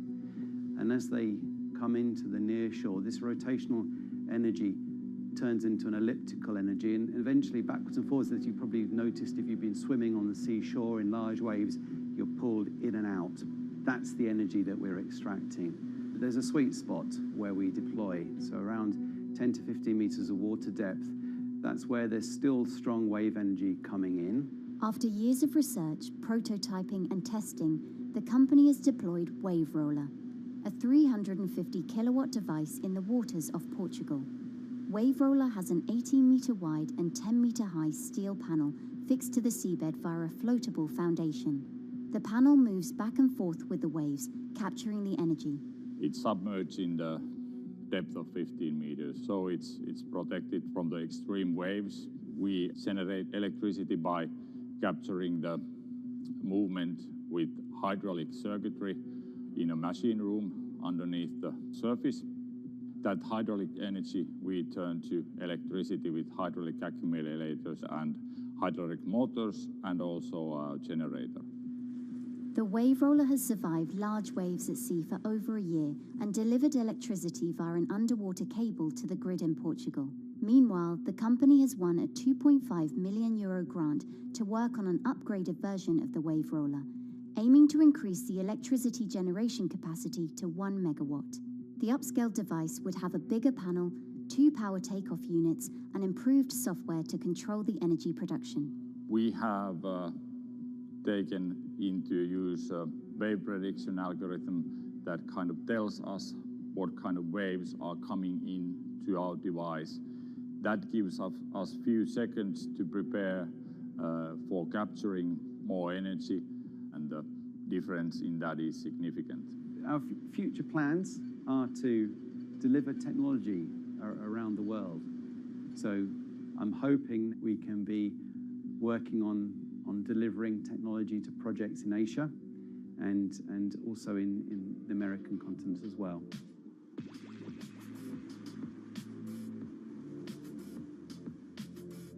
Meanwhile, Israeli company Eco Wave Power is taking a different approach to capturing the power of the ocean. For the company's founder, Ina Braverman, developing new sources of renewable energy is a personal mission. I was born in Ukraine in 1996, and 2 weeks after I was born, the Chernobyl nuclear reactor exploded, causing the largest in history nuclear disaster. I was one of the babies that got hurt from the negative effects of such explosion. I had a respiratory arrest and a clinical death. Luckily, my mother, a nurse, approached my crib on time and gave me a mouth-to-mouth resuscitation, which saved my life. I got a second chance in life and decided to do something good with it. Growing up, Ina wanted to be a politician to positively change the world. After working as a translator at a renewable energy company, she decided to change paths. Solar and wind energy were fully commercialized. There were a lot of amazing technologies implemented everywhere. I saw that wave energy, although it's an immense source of electricity, the biggest companies in the world are trying to develop wave energy with no success. And there was kind of a race going on in the world of who is the company that is going to develop a viable wave energy solution first. In 2011, the then 24-year-old Inna co-founded EcoWave Power. Instead of installing devices offshore, the company's devices are attached to existing breakwaters, jetties, and piers. Our technology is very cost efficient, especially in comparison to the offshore technologies, because we don't need any ships, divers, underwater mooring or cables. We install on existing man-made structures, and all our expensive equipment, the generator, the hydraulic conversion unit, the automation, is located on land just like a regular power station. This is the EcoWave Power conversion unit that has been operating in Jaffa Port since 2014 until 2020. Here you can see how the technology works. Basically, the floaters are going up and down and pushing the hydro cylinders, which transmit biodegradable fluid into land-located accumulators. A pressure is being built. The higher the waves, the higher the pressure, which is used to turn the hydro motor, which is turning the generators. The whole system is controlled by a smart automation system, which you can see right here. And in case of upcoming storms, the system automatically raises the floater above the water level and keeps them in the upward position until the storm passes. The company has been operating a 100-kilowatt grid-connected device in Gibraltar since 2016, which is enough to power 100 households. Currently, Inna and her team are working on another 100-kilowatt project at the port of Jaffa in Tel Aviv. The project will be also the first time in the history of Israel that wave energy will officially connect to the electrical grid. And our goal going forward is to expand it to all suitable breakwaters in the city of Tel Aviv and to supply a significant part of the city's electricity needs. Today, engineers and entrepreneurs are still trying to crack wave energy. Globally, only a few hundred kilowatts of wave energy are deployed, compared with gigawatts of offshore wind. But the field has come a long way in recent years, and with the right engineering solutions, this new power source could eventually become competitive with more mature renewables like solar and wind. I would have a lot more confidence in the successful wave energy companies today as opposed to like 20 years ago. But in the next few years, or maybe the next couple of decades, it will be more likely to be used in remote locations like islands that are otherwise dependent on expensive diesel power, or out at sea on gas decommissioning rigs, or for powering underwater autonomous vehicles. So definitely, wave energy can compete with other renewable energy sources, but I personally believe that this is not a competition. In order to have a 100% renewable energy friendly world, we need all renewable energy sources to work together.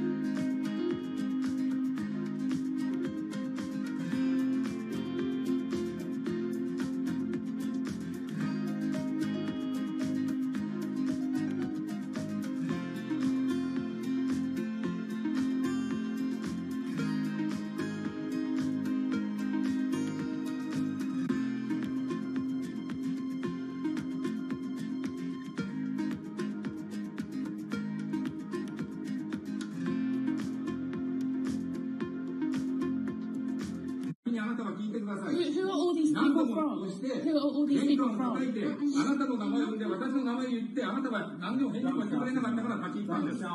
So can you please tell me? I'm not going to... please wait. You know, I've covered a lot of companies. I've covered a lot of Machiavellian companies where, you know, people play rough.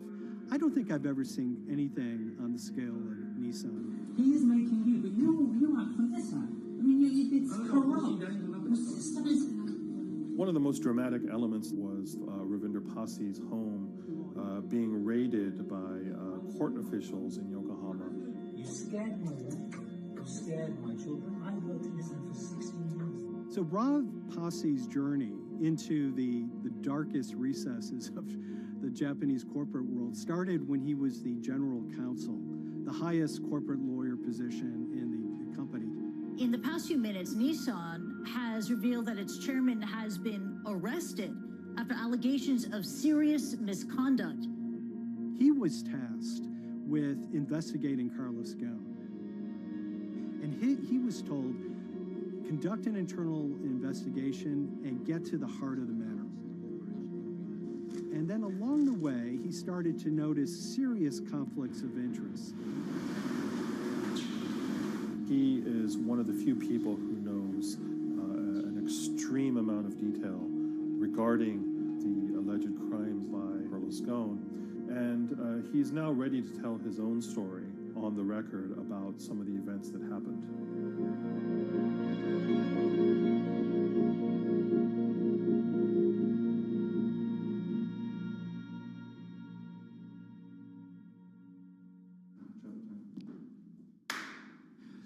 My name is Ravinder Pasi. I'm the former Global General Counsel of Nissan Motor Co. Limited. And you could say, yes, I had a front row seat in terms of what was going on. When Carlos Ghosn saved Nissan years ago, he was depicted in Japanese comic books as this hero, and now maybe we'll see comic books where he's the villain. In corporate Japan, Nissan was quite an unusual company. It was led for 2 decades by a non-Japanese executive. Well, Carlos Ghosn was a hero in the Japanese business world. If you had a global business celebrity in Japan and worldwide, it was definitely Carlos Ghosn. In a country with few foreigners at the top, he stood out. But over the years, he saved Nissan from bankruptcy, allied with Renault and Mitsubishi, and turned the alliance into one of the most competitive in the world. Yet as the years went on, you know, I think his ambitions changed a little bit. He started thinking about legacy plays, and one of them was to really tighten the alliance between Renault and Japan. And unbeknownst to him, there was a contingent of senior Nissan executives that were really felt threatened by that move. They really thought that they would lose complete control of the car company, and even in the government, there was probably a little bit of anxiety about a national champion in the auto industry falling under full-blown foreign control. Carlos Ghosn was an auto industry leader, respected by many in Japan. Now he's in jail. The arrest of Carlos Ghosn came completely out of the blue. This was in November of 2018. He was coming to Japan on Nissan's corporate jet for a regular executive meeting, and he was met on the tarmac by Japanese authorities who whisked him away to jail and charged him with financial misconduct crimes. So what happened was that a power struggle ensued inside the company, and somewhere along the way, it was criminalized. By that I mean that there were allegations leveled at Carlos Ghosn about the way he reported his pay to Japanese authorities, the way he handled money inside the company, that in other contexts might have been a board action, might have been handled internally. A number of executives at Nissan decided to take this difference and take it over to the Tokyo prosecutor's office, and that unleashed a chain of events that would shake the entire auto industry. So after Carlos Ghosn was arrested, Nissan launched an internal investigation into the events that led up to his arrest. So Rav Passi was tasked with investigating Carlos Ghosn, and he was told, get to the heart of the matter, find out what Carlos Ghosn did wrong and bring it to our shareholders. It's really complicated because you had various things coming out of the weeds. 2018, the investigation has started, and we become aware of matters in terms of conflicts, actions by certain individuals that cause some concern because things might not quite be what they seem. So in our story, we really took a close look at Harinada and his role in Carlos Ghosn's downfall. Harinada is one of the most fascinating figures inside Nissan. He's also a lawyer. He's originally Malaysian. Hello, Mr. Hadi. And he had a meteoric rise through the company and became very, very close to Carlos Ghosn and other top figures. He had a front row seat at all the major strategic deliberations at the company. And when he discovered that Carlos Ghosn, as his final legacy play, was going to tighten the relationship between Renault and Nissan, he made a decision to go against Carlos Ghosn. And he became one of the key figures that decided that Carlos Ghosn had to go.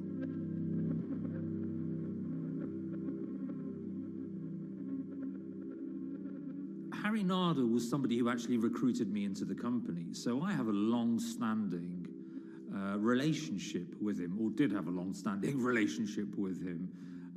For many, many years, he was a mentor. I had doubts about the credibility of the process right at the start. Harinada had a plea deal with the Tokyo prosecutors. Now, that suggests he was intrinsically involved in some of the wrongdoing, or the allegations of wrongdoing, and it just didn't smell right, just doesn't sit right. So there was a basic conflict of interest. In other words, Harinada had to deliver results to Japanese prosecutors to avoid his own criminal liability, and he's accusing and leading the investigation of Carlos Ghosn. Some of the people who had been involved in the original alleged crimes were also looking into the affairs themselves. Ravinder Passi began pointing out some of these conflict of interest issues. And the reason for that is essentially his concern was for the company. If the company's own investigation into itself was compromised, that could lead to a very weak position in various lawsuits that it was dealing with across the world.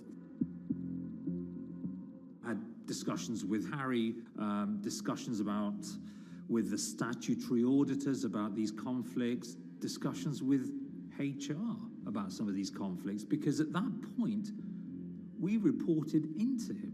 You know, at the time, everything was quite, as you can imagine, it was, we've got to do this, we've got to do that, we've got to move fast. But when you step back and look at some of these things, you just think, my God, what was going on here? Because me, members of my team, were being placed in immediate danger. Your chairman's been arrested, a representative director's been arrested. They both happen to be foreigners.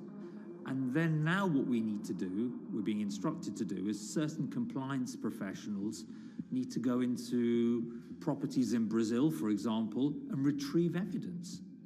They've got to do it very carefully, because if they don't do it carefully, they're going to get convicted of criminal activities.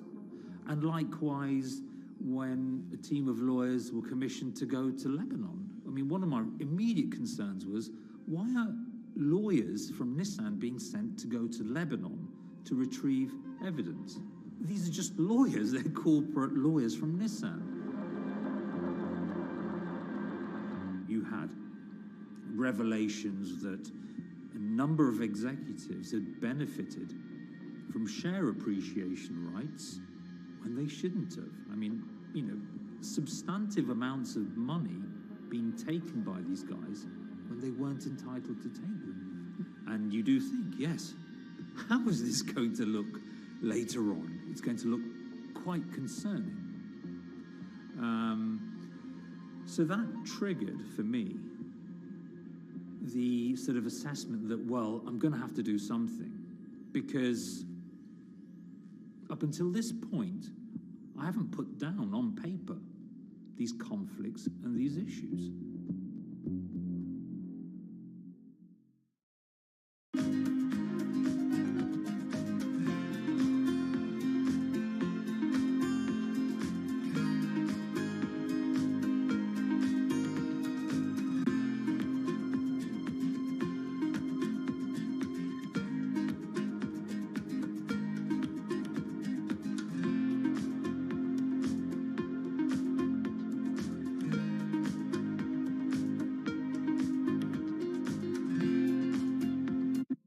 So Rav Pasi makes a fateful move. He writes this letter to the board listing every suspicion he has in great detail, backed up by evidence, backed up by memos, of why this internal investigation had serious problems.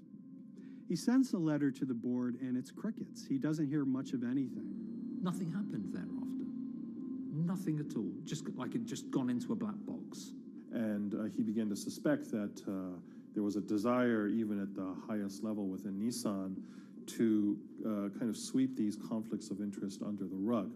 Unfortunately for me, I think, again, with hindsight, people must have thought that this is the nail that's sticking out, and we can't have this. Within 3 days of me submitting that to the board of directors, that letter to the independent board of directors, I was removed from the Goan Executive Conduct Matters. I was then told that I could not attend board meetings anymore. And up until that point, I had attended every single board meeting. I was then also told that after 8 years of being in Japan, I'd be going back to the UK. It eventually transpired that I'd be the VP of Projects and Transformation, managing a team of 3. So you can imagine what this feels like at this stage.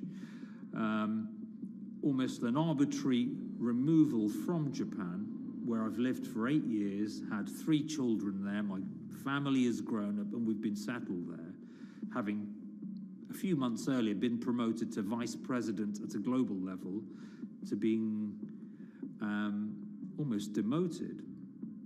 So Pasi was essentially being reassigned to get him as far away from the internal investigation as possible, and also to a certain extent in retaliation to some of the issues that he brought up regarding the internal investigation and Harinada. What happened to Rav Pasi can be seen as a series of corporate humiliations. I mean, first of all, his immediate responsibilities were taken away from him. Eventually, he lost, the coveted general counsel title. But it didn't stop there. Toward the end of his stay in Japan, Rav and his wife were convinced that they were being followed. During that period, I'd noticed that whilst driving my car, I'd have other cars following me. First time I noticed this was around mid-March, and I was driving, I can't remember where I was going, but this grey van, small van, just literally started following me.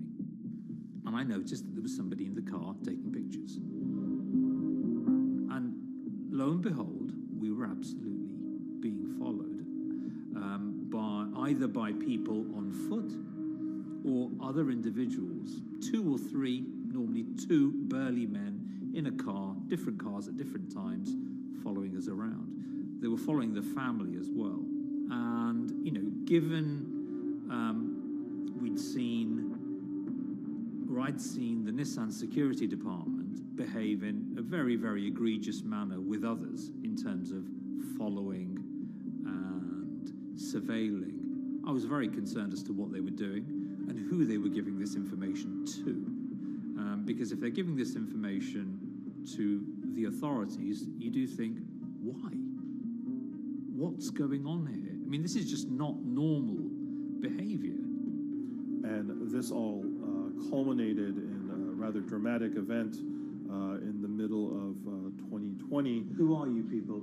Where Nissan had hired a legal team and had obtained an unusual court order from the district court in Yokohama to basically do a search of his home and seizure of his corporate laptop and phone and other documents. If you don't let us in now, we have to break this key.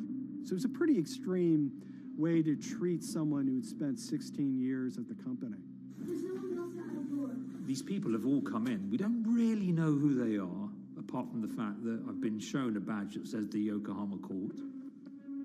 And they're here to recover a laptop and a mobile phone.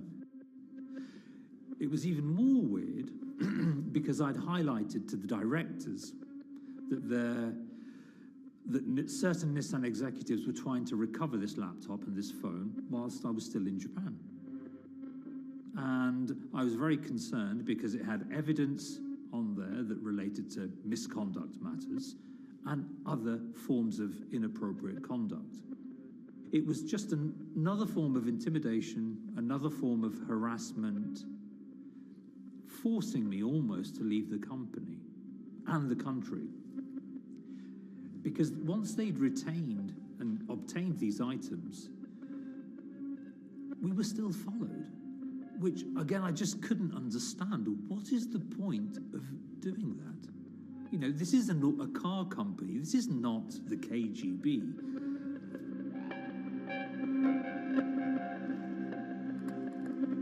I think it's fair to say that Rav Pasi didn't have full battlefield awareness of all the intrigue going on at Nissan. I mean, Harinata is interesting because he's both charismatic and charming, and one of the most brutal corporate infighters one could ever run across. This is a confidential company email, right? You should not have this. If he had fallen into line, he would probably still have his job at Nissan, be paid very well, and continued his work. A career that he spent 16 years building at Nissan is irretrievably broken. It's been smashed to smithereens.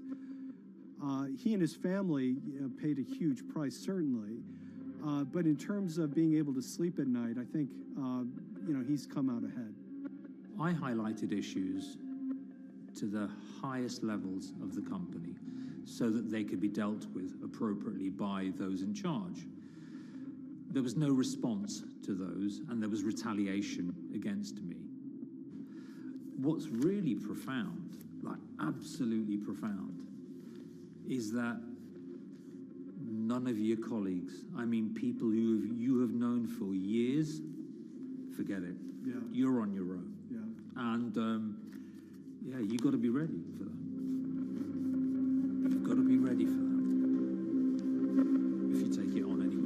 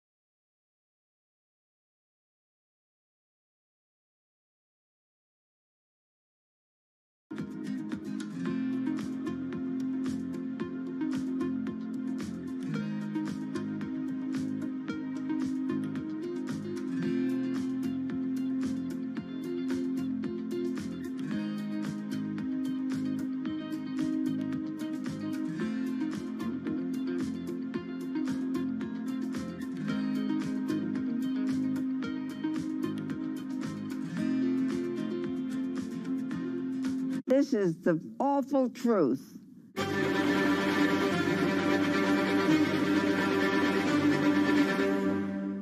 There's always someone in the family that's pushing it.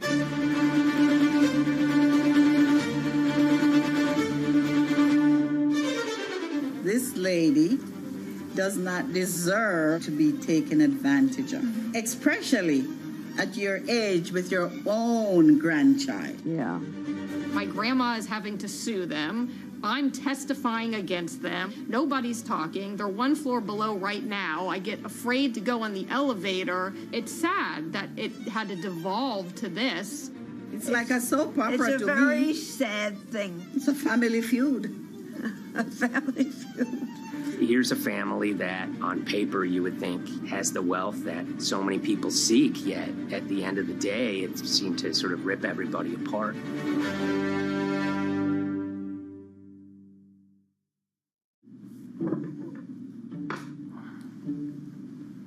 My name's Tom Schoenberg. I'm a senior reporter here at Bloomberg News, cover financial enforcement. I was approached by someone close to the Schottenstein family and asked whether or not I would be interested in writing about Beverly Schottenstein and this case that she had against JP Morgan. And it was immediately clear that there was a great story here to be told. So I started just, assembling all sorts of documents that the family made available to me. That included a diary that Beverly had begun writing when she started having suspicions about what was actually going on with her money. Beverly obtained her wealth from the Schottenstein kind of retail empire that has at times included Big Lots, Value City, American Eagle Outfitters, DSW Shoes. Beverly's husband died, and at which point they sold off their portion of the company, bringing them an enormous amount of wealth at around 1990. Estimates of her wealth were around $90 million. She, for many years, had that pool of money being managed by outside advisors. Her grandsons in the late 2000s had both graduated and were becoming financial advisors. She gave them a little bit to work with, and over time, her grandson, Evan, became the trustee of her entire estate.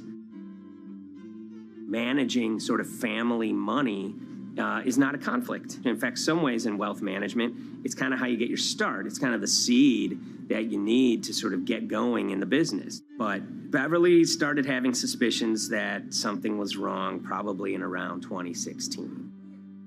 Well, there were suspicious things, but taken separately without everyone talking about their own experiences, it was hard to really put it together.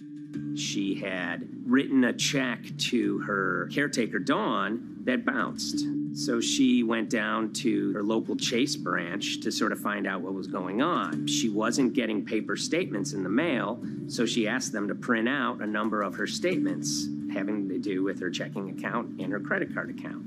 So we went to the bank and asked for the statements. And she got a whole year and going through all of them, page by page by page. And it was there she saw all sorts of charges that she said she didn't authorize or didn't know about. I was becoming very, very suspicious. I was starting to look in the money part, and that's what bothered me more when I saw that money was going, and I was not a big spender. Around the same time, Dawn, she starts noticing Beverly's son, who lived in the condominium below her, came up with Evan with a shredder and started grabbing papers in her office area, including some with JP Morgan letterhead, and just started sitting at the kitchen table just shredding documents over and over. Yeah, they came in one morning. They used to do it in the back. Through the back door. And they brought the shredder inside, and then they went in the drawers in the office and took out all the papers, and they started doing it. I was very suspicious because I know you don't go around and destroying papers. Beverly said that they had done this many times before. That's when she said to me, Dawn, I'm going to write my feelings in this black book. Diary. And it's a diary, and she started writing. Each day she would write a little at a time. Around the holidays of 2018, a package had arrived, a FedEx package, and in it were materials about a venture capital fund based out of the Cayman Islands. Dawn and some other family members take a look at this, and they see that Beverly is signed up for this fund to the tune of $5 million over the course of several years. And that was really the beginning of it. That was sort of the tip of the iceberg when it became obvious that something was going on, that my grandmother really wasn't aware of this fund.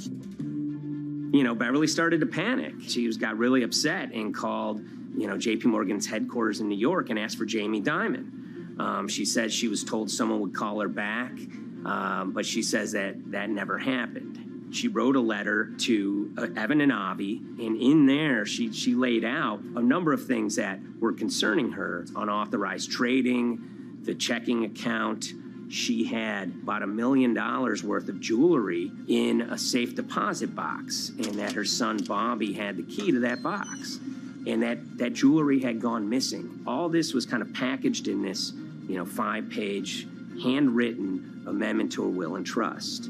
There's such an evolving narrative about why the jewelry was taken. The only truth we really know is that the jewelry is gone.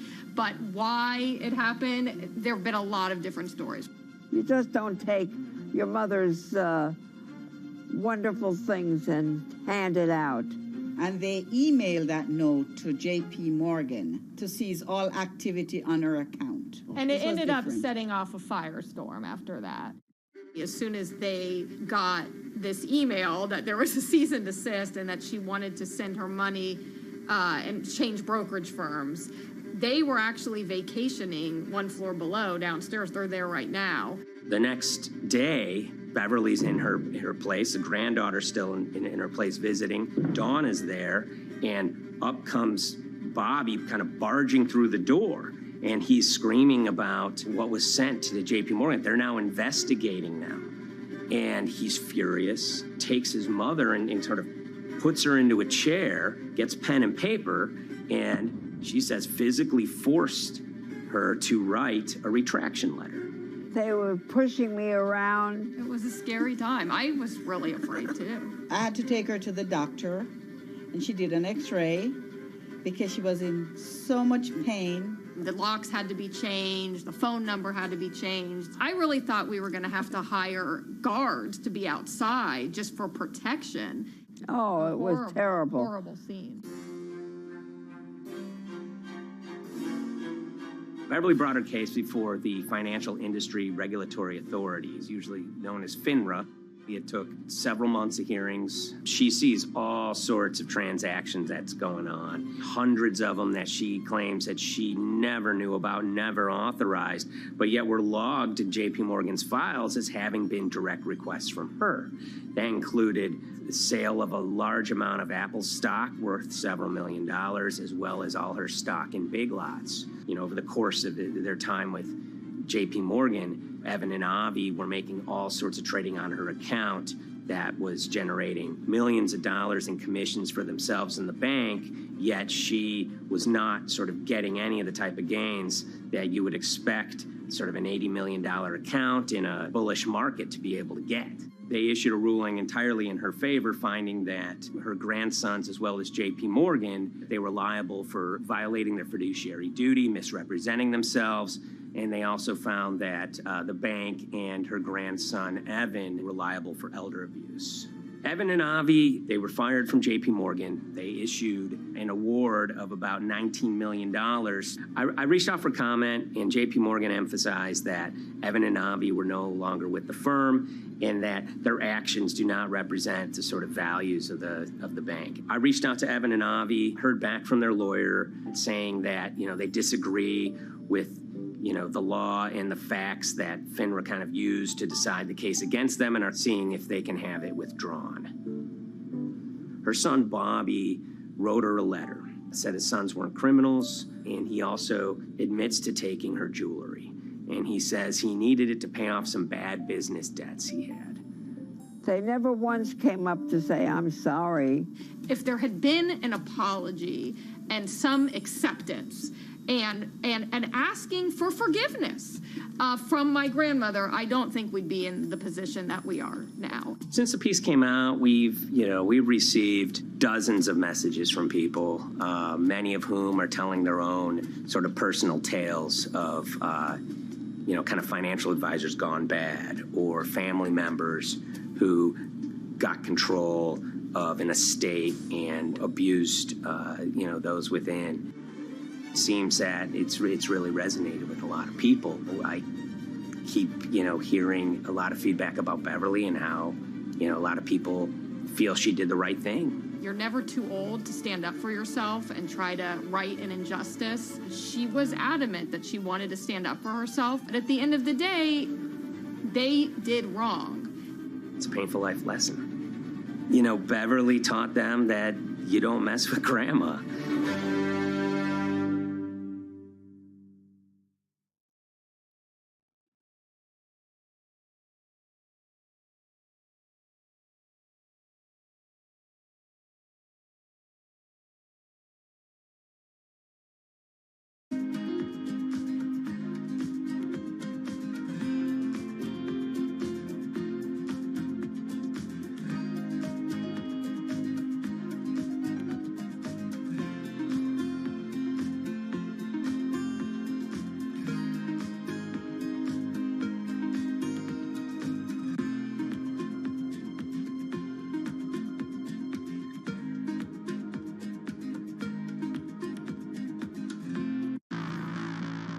On April 20th, oil markets did something they never had before, and they crashed, went into negative territory and closed the day at minus $40. Meanwhile, in a place called Thaden Boyce in Essex, a group of 9 traders, led by a guy called Cuddles, made $660 million over the course of a couple of hours. The price of oil has collapsed to a record low. We've never really seen anything like it. WTI this morning down more than 35%. People maybe wouldn't have been so surprised if the oil price had fallen to zero, but the oil price went to minus 38. It went far lower than anyone had expected. And so lots of people in the market were saying, well, hang on, something else is going on here.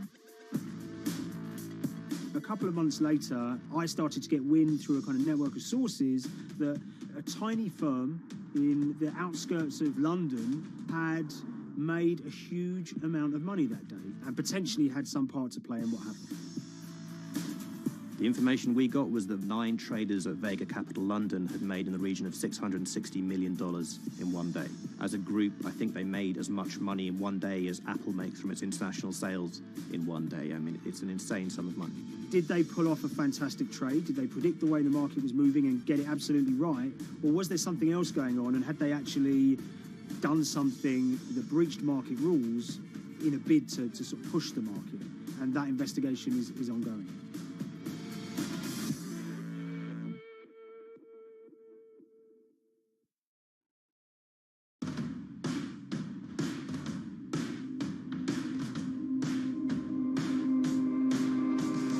So Paul Commins is a trader who cut his teeth in the pits in the 80s and 90s. When everyone had a nickname, his was Cuddles. If you can imagine, that was a very sort of cutthroat type of world where people are doing, hundreds of thousands and millions of dollar trades by shouting at each other, giving hand signals, and then sort of scrawling on scraps of paper. The culture of the trading pits in London was very influenced by the working class guys who became traders there. They weren't like the city bankers that had gone before them. They weren't usually Oxford or Cambridge. They didn't wear Savile Row suits. They were ordinary working guys who happened to have a talent for trading. And a lot of them came from Essex. I think it was 400 traders in the pits, and Cuddles in his oil and gas pit was described to us as amongst the top 3.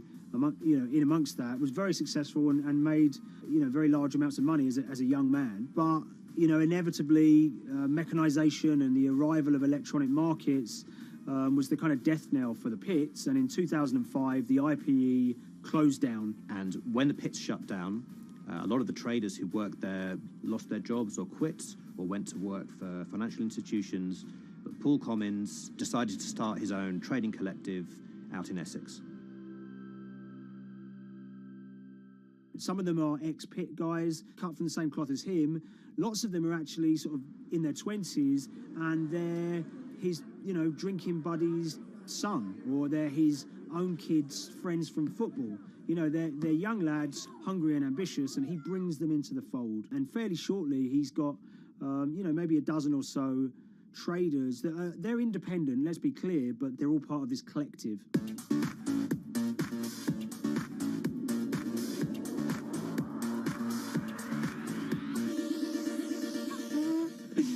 Yeah, I'll let Liam deal with Essex. I am from Essex, so I feel like I'm free to, to get into this. Sweet, as they say. If you were to ask someone in Britain how they would imagine a kind of Essex person, they would see someone who's maybe slightly flamboyant, with a sort of Cockney accent, a sort of Guy Ritchie-style accent. Not afraid to splash the cash, but probably pretty bright and has done well for themselves. Don't even make sense, does it? But, these guys, they drove around very nice Rolls Royces and Bentleys. They went to places like Marbella on holiday. Baden-Boyce is a very wealthy place. You have to have considerable income to be able to afford to live in that village. It's a really nice place to live, and it's 20 minutes tube ride away from the city. Earlier in the summer, we have this lead, which is that there's this tiny firm called Vega Capital London, and they were the biggest winners from the biggest oil crash in history. Anyone that covers markets is going to be surprised about that. You're thinking your BPs of the world or your Glencores, but it's this tiny firm. And one of the big challenges that we had was actually finding out who worked with Vega Capital. It wasn't immediately obvious, and at first we had absolutely no idea. If you go to the Vega Capital website, it says it's under construction. If you do basic online searching, it's very difficult to find anyone who's publicly connected to the company. So inevitably, we're incredibly curious at this point. Like, who the hell are these people? The more reporting we did, the more it became clear that this group were connected socially as well as professionally. They went to weddings together, they played golf together, they would go on holiday together. We found out that a number of them were members of the West Ham Supporters Club in London. A few of them started companies together, so you could see all the connections between them and start to see a distinct group emerging. And it really just was this kind of shock that, this wasn't just like a hedge fund or a firm you'd never heard of. This was actually a group of buddies who all had the same experience on this day and had all made a huge amount of money. So if you're an oil trader, there's a number of different ways you can trade, and probably the most popular is WTI futures contracts. And it's basically a contract that says, I'm going to buy 1,000 barrels of oil from you at this point in the future, or I'm going to sell 1,000 barrels of oil to you at this point in the future. It's actually just a financial contract to gamble on to predict whether oil is going to go up or down. On the 20th of April in Essex, there had been signals for a while that this was going to be an exceptional day in oil markets. And we know that some of them arose early and started their trading in the early hours of the morning while it was still dark outside. Essentially what they were doing is buying contracts that gave them an obligation to buy oil at whatever the price ended up at 2:30 p.m. So they're basically placing a bet that oil was going to fall throughout the day. But they're simultaneously selling lots of oil as well. And whether they make a profit and how much profit they make is the difference between what they buy the oil for and what they sell the oil for. Now, of course, we now know throughout April 20th, the price dropped and dropped. So this is going very well for them. They are committed to selling oil at these prices, and the prices are continuing to fall, which means they're going to be able to offset it and buy oil at cheaper at the end of the day. Now, once it gets to kind of 1:30, 2 p.m., that's when things start to get really interesting. Suddenly there's a kind of influx of buyers and sellers, as desperation increases in the market and trading volumes go up. Now, at 2:08 p.m. exactly, something bizarre and unprecedented happened, which is that oil passes into negative territory. And it fell to a record level of minus $38. We've never seen anything like it, period, in terms of the contraction of the global economy. That huge gulf between what they were buying the oil for and what they were selling it for enabled them to make more money than they ever thought possible. So their profit was the difference between minus 37, and all of these positive numbers on every contract they sold. The price of crude briefly hit minus $37 a barrel. For one group of traders operating from a small office, it was a very, very profitable day. It's important to remember this had never happened before in the history of oil trading. No one could have predicted it. I can't think of another example of where you enter a trade and you get paid on both sides. You get paid both to sell and to buy. It's unthinkable. One thing we know about the Cuddles Trading Arcade is that they were very comfortable taking large risks. And, you have to be clear, this was a large risk. Yeah, we spoke to oil traders, both people that know these guys and people that don't, and they all say that this is, incredibly risky. And that's actually what stops a lot of oil traders doing trading like this. They simply aren't willing to stomach the risk. But Cuddles and his friends were. So when the kind of final calculations came down, the group of the 9 most profitable traders made $660 million or thereabouts between them. I mean, if you can imagine, I think 3 or 4 of them made in excess of 100 million each. One of the astonishing things about this trade is that 2 of the individuals who made more than $100 million in a single day were in their 20s. One of them was 22 years old. Only a few years earlier, he'd been posting on his social media about doing teenage stuff with his mates in town and going to see girls and rap music. And here he is a few years later making $100 million in a single day's trading. When me and Liam discovered that, we couldn't believe it. We couldn't believe what we were seeing.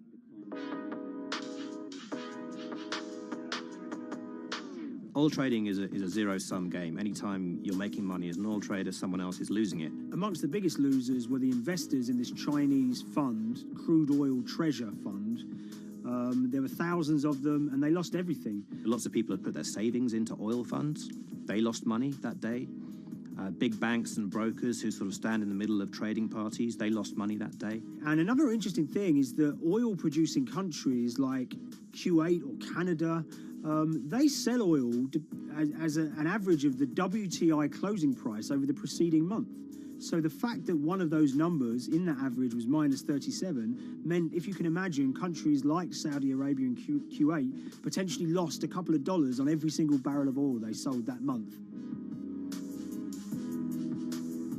Vega Capital's traders made such an extraordinary sum of money that it was inevitable there would be some scrutiny of what they did. But it wasn't just the sums of money they made. In the vital half an hour before the settlement price was set, they were by far the biggest sellers of oil futures in the market, which is an incredible thing to think about when you consider that the other participants in that oil market are going to be the world's biggest banks, oil majors, BP and Shell, and here you have a group of 9 guys in Essex who are having this significant influence over a global market for oil. I mean, I think you have to assume that if these guys had made $7 million or $10 million, they probably would be celebrating in Essex right now. But the fact that they made closer to $700 million has meant that they are facing understandable scrutiny. We wrote individually to all the Vega traders who did exceptionally well that day, and we got a letter in response from a law firm representing the group. And the law firm was at pains to point out, number one, that they haven't been accused of any wrongdoing, that they all traded independently and separately, and they'd basically all made up their own minds that this was what was going to happen in oil markets based on publicly available knowledge, and decided to execute this trade. What I love about these stories is there's a real variance of opinion, and some people will look at what happened and think that must be dodgy. They all traded at the end of the day. They all made a huge amount of money while all these people lost. That's shocking. But lots of people say these guys are at acute disadvantage. They're in a market that's inhabited by, huge technology-driven funds and firms and oil giants that have got all the advantages in the world, and when you get a bunch of Essex geezers who essentially beat the market and find a way to make a huge amount of money, they should get a pat on the back, really, because that's the dream. Since this happened, a lot of the guys have stopped trading the monthly settlements that they'd done so well at in the past. Several of them have set up new companies. They've essentially gone very quiet. Any kind of social media presence they had is kind of closed down. By all accounts, they're, waiting this out. It's certainly too early to try and predict how the regulatory investigations are going to pan out. We just don't know. There's a number of potential outcomes for these guys. Potential punishments if there are any findings of manipulation against Vega or anyone affiliated with it might be you could be fined, you could be banned from trading, and in the most extreme cases there have even been criminal prosecutions in the past of people who have been found to have been manipulating the settlement and misconduct related to trade at settlement. There are other outcomes too. One obvious one is going to be that they're able to walk away from this life-changing trade with all the money that they made and celebrated as heroes in the trading community. That they'll go down as legends.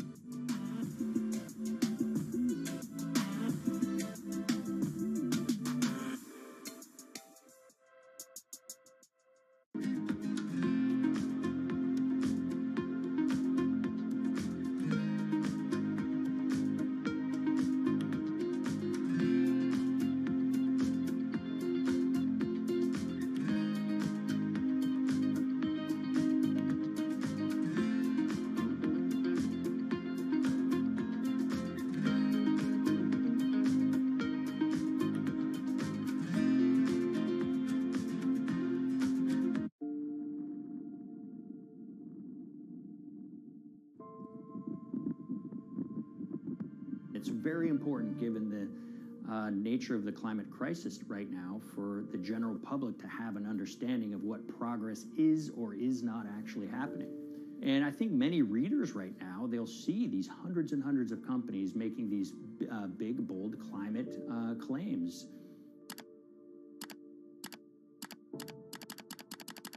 And they would be forgiven to think that we're well on our way to meeting the emission reduction trajectory we need to be on.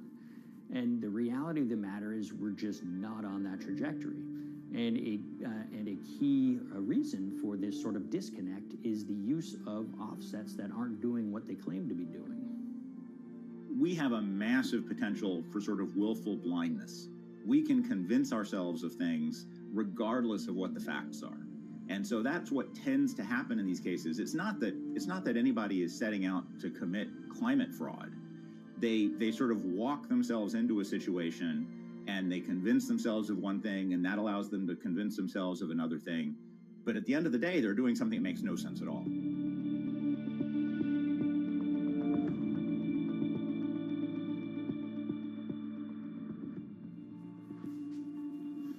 My name is Ben Elgin. I wrote the story about how the billion-dollar market for carbon offsets is setting back the fight against climate change. So one of the challenges in reporting on carbon offsets and trying to figure out what's going on is really finding good experts who have been steeped in this marketplace and are willing to candidly talk about it. One of the best people for this is a fellow named Mark Trexler, and I've been talking to him for more than a decade. My name is Mark Trexler. I've worked in climate change for the last 30 years. I was actually hired by the World Resources Institute in Washington to work on the first carbon offset project in 1988. In terms of defining a carbon offset, one of the beauties, so to speak, of greenhouse gases, sort of the silver lining of greenhouse gases, when you put up a molecule of CO2 into the atmosphere, it can be anywhere in the planet in 7 days. And therefore, if there's an option to reduce emissions on the other side of the planet, and you can do that very cheaply as compared to doing it in your factory, for example, then why not pay that person, that factory on the other side of the planet to reduce their emissions? Then you are, in a sense, offsetting your emissions, and the atmosphere doesn't really see your emissions anymore. So carbon offsets have been around for quite some time, and they were actually key with these international climate agreements, such as the Kyoto Protocol, which mandated the wealthiest countries reduce their greenhouse gas emissions. The treaty was signed on the 11th of December, 1997. Decided. The business community in general saw carbon offsets as a huge opportunity to comply with whatever policies and measures might be coming down the pike on climate change much more cost effectively. We've seen a huge surge in companies making big proclamations about how they're going carbon neutral or zeroing out all of their carbon emissions. We're going to reduce our carbon footprint to net zero. Unilever is committing to net zero emissions. We can achieve a net zero emissions world. We began looking at these corporate claims of dramatically reduced emissions, and we noticed so many of these companies were using carbon offsets to achieve these aims.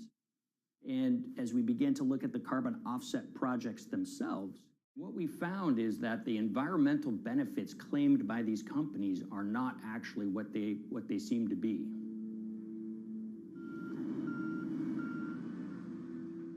And as we sort of saw and spotted a number of these very aggressive carbon offset projects, which appeared to be generating inflated credits or bogus credits, we saw a number of them were associated with the Nature Conservancy. This surprised us. The Nature Conservancy is the world's biggest environmental group. They have about $1 billion a year in revenues, and they've been around for 7 decades. They've preserved about 125 million acres of land, and they've done so many good works over the years, and they've been very strong in terms of working with corporate partners. The Nature Conservancy has taken a different approach, a very pragmatic and pro-business approach. They will not go out and criticize a big polluter, but they're very happy to work with them. Some might say that, well, that's selling out, but others would say, and those at the Nature Conservancy would say, these companies have deep pockets. They can help fund important preservation work, and we have absolutely no problem working with them on this stuff. So companies are very warm, and they've partnered with the Nature Conservancy for many years. And yeah, it definitely lends a sheen of credibility to these projects. Here's 20 new reasons to visit Disney World this year. 1, 2, 3. If you look at, for instance, Disney, that's a sprawling company with theme parks and cruise lines that burn up diesel fuel. They have office buildings and television studios that consume electricity.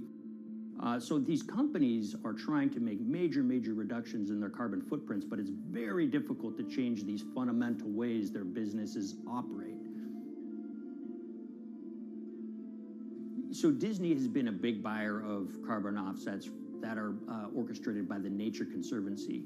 One of the projects that they buy from is called Pennsylvania Ridges. And that's a plot of land. Most of the land is actually about a 3-hour drive outside of Philadelphia.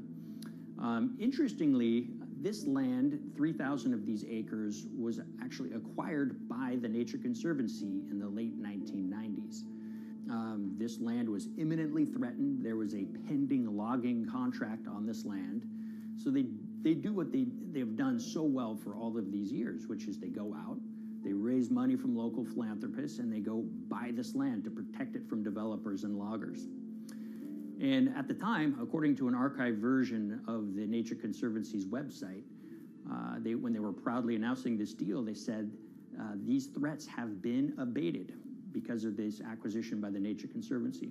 So it's really interesting now, fast forward 2 decades to earlier this year when they put forward this carbon project. And if you look through it, this land is a key part of that carbon project. And what they're now saying is this land is now, once again, imminently threatened. 72% of the trees are going to be cut within 5 years. Now, this is just astounding because this land is owned by the Nature Conservancy. They do not clear-cut land that they've bought through philanthropic donations. So this scenario that they've put forward to get carbon revenues is not really plausible. And what that means is when you have Disney coming in and buying these credits, when it eventually lowers its carbon footprint because of these credits, well, that won't be a credible or truthful claim by Disney.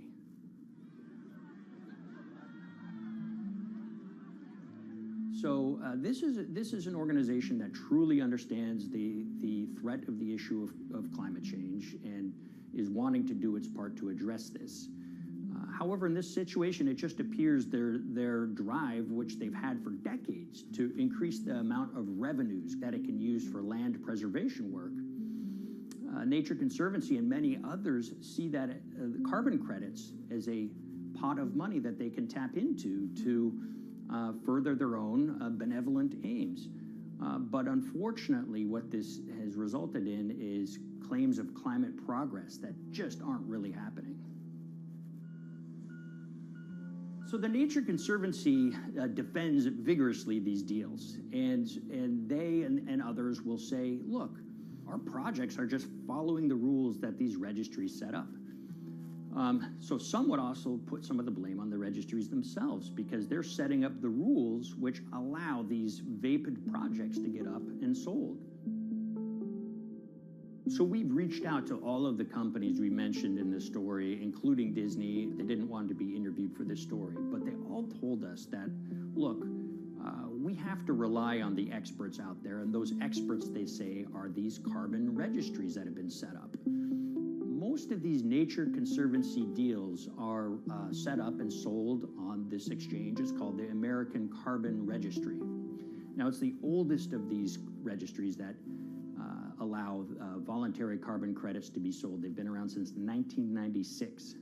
What these offset registries do is they set up rules, and any carbon offset project has to follow those rules.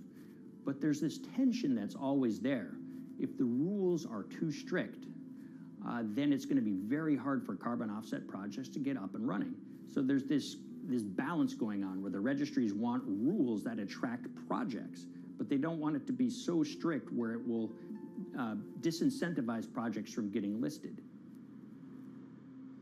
One of the challenges with designing carbon offset systems is that there are normally two people at the table. You have buyers and you have sellers. And to some extent, you have policymakers, but you know, the buyers and the sellers are really the ones with the expertise, with the incentive to really participate hard, make a lot of things happen.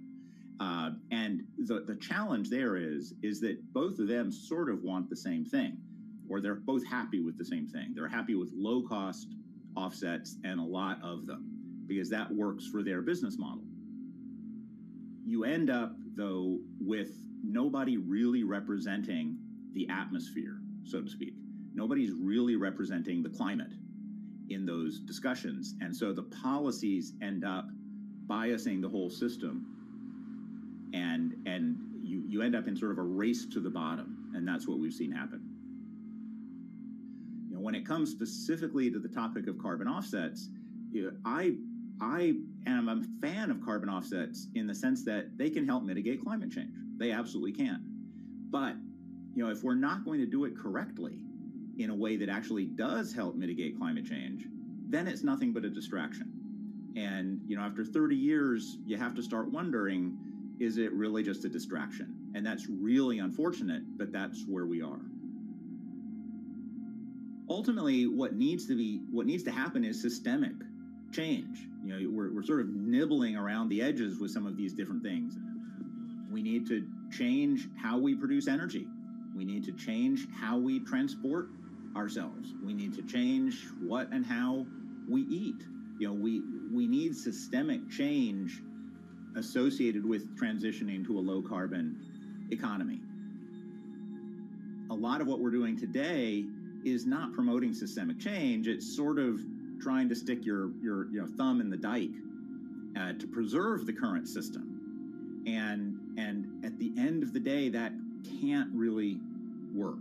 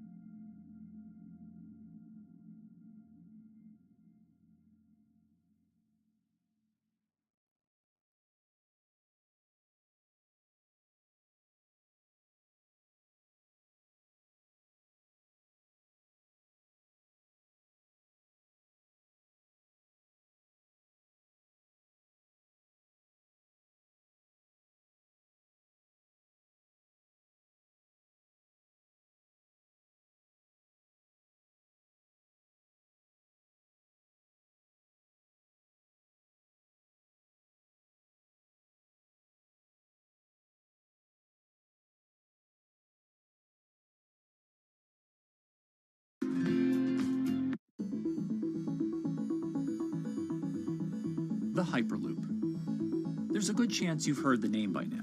This is the Hyperloop system. It can take people hundreds of miles in minutes. The Hyperloop, a series of tubes that would transport people in pods at ultra-high speeds over long distances. This is a remarkable new form of transportation that can whisk people from city to city in a flash. 29 minutes from New York to D.C., 30 minutes from L.A. to San Francisco. For years, we've been seeing these futuristic, utopian renderings of some cross between a spaceship and a monorail. But lately, the Hyperloop is becoming much more real. Yes. It was surreal to be even sitting inside a Hyperloop, and just even more incredible to actually be like riding down a track in something that was nothing more than a crazy idea 6 years before. Companies all around the world have been developing and testing the technology needed to propel passengers at speeds of over 1,000 kilometers per hour. But for many, speed is only the first step to unlocking the full transformational effects of a new mode of transportation. Fast is what we just sort of take for granted in the Hyperloop world. It's the network effects that really deliver the benefit. And that opens up a completely different scale of economic opportunity.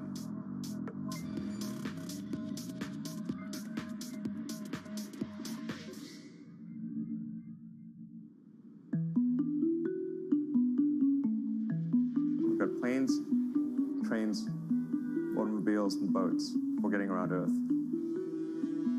But what if there was a fifth mode? And I have a name for it, which is called the Hyperloop. The Hyperloop? Hyperloop, yeah. In 2013, while riding high on the growing success of Tesla and SpaceX, entrepreneur Elon Musk released a white paper outlining the basic framework of the technology he called Hyperloop. The basic idea goes a little something like this. A tube reduces the air pressure to a near vacuum-like environment. A Hyperloop pod is then suspended in the tube, usually by magnetic levitation.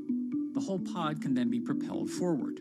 Because there's no traditional friction sources like air resistance or rolling friction that would push back against the pod, the Hyperloop is able to move at incredibly high speeds and do so fairly efficiently.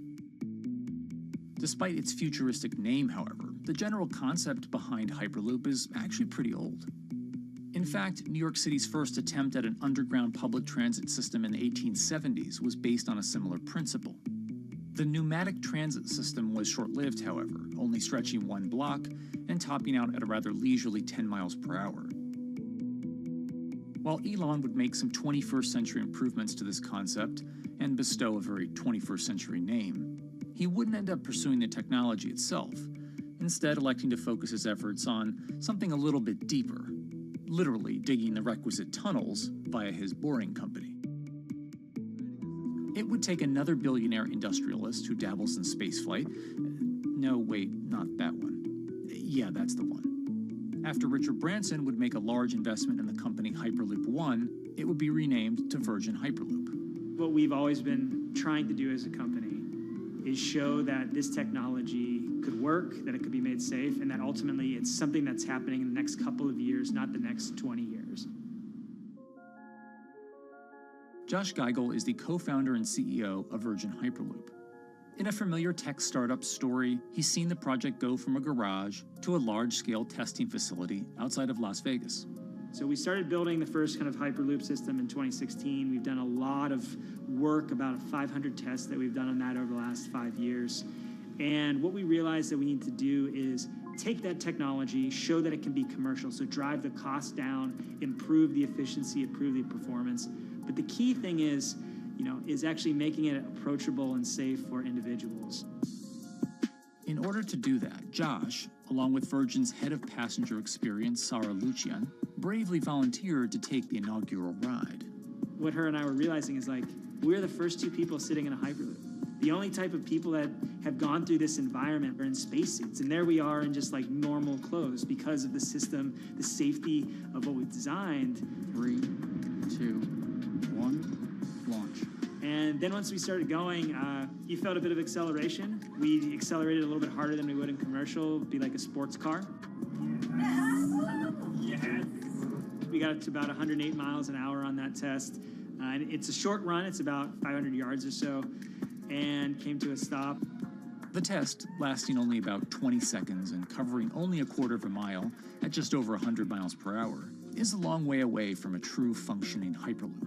But as for optics, it's a crucial step for the future of funding. The number one question we got from investors or from project proponents or just people in general was like, is a Hyperloop safe? And what better way to show something is safe than by actually getting people on it? But convincing investors and governments that would likely be fronting some of the construction costs for an unproven technology is no easy task. First and foremost is the question of safety. Most people don't know how an airplane works, but yet they get on an airplane. They get on an airplane because, it's faster than driving, and most importantly, they've probably gotten off of one before, they've seen someone get off of one before. And so what we set out to do was actually show that Hyperloop could be safe with two normal people, not astronauts, not adrenaline junkies or test pilots or anything like that. Two normal people getting on a Hyperloop, and then most importantly, those two people getting off. But beyond safety concerns, constructing Hyperloops will undoubtedly require a significant capital investment to the estimated tune of around $60 million per kilometer of track. So a track from San Francisco to Los Angeles, for example, is likely to come with a price tag over $10 billion. And before large governments are willing to come in and front those costs, investors who are funding Hyperloop development must accept it as a long-term mixture of technology and infrastructure investing. Investors that are used to short returns because you're developing apps or something to that effect, those aren't the investors that really get excited about Hyperloop. What you start to see is the people that are looking at platform technologies, right? So this idea that because the smartphone existed, Uber could exist, right? So who are like the Vanderbilts of this century? And that's the part where you're going to get a lot more no's than yeses. But those people that have the ability, the fortitude to stick it out, to see the game-changing platform here, those are the people that we're looking for. And since we've done that passenger test, there has been a lot of interest that's really, this is a lot sooner than I thought.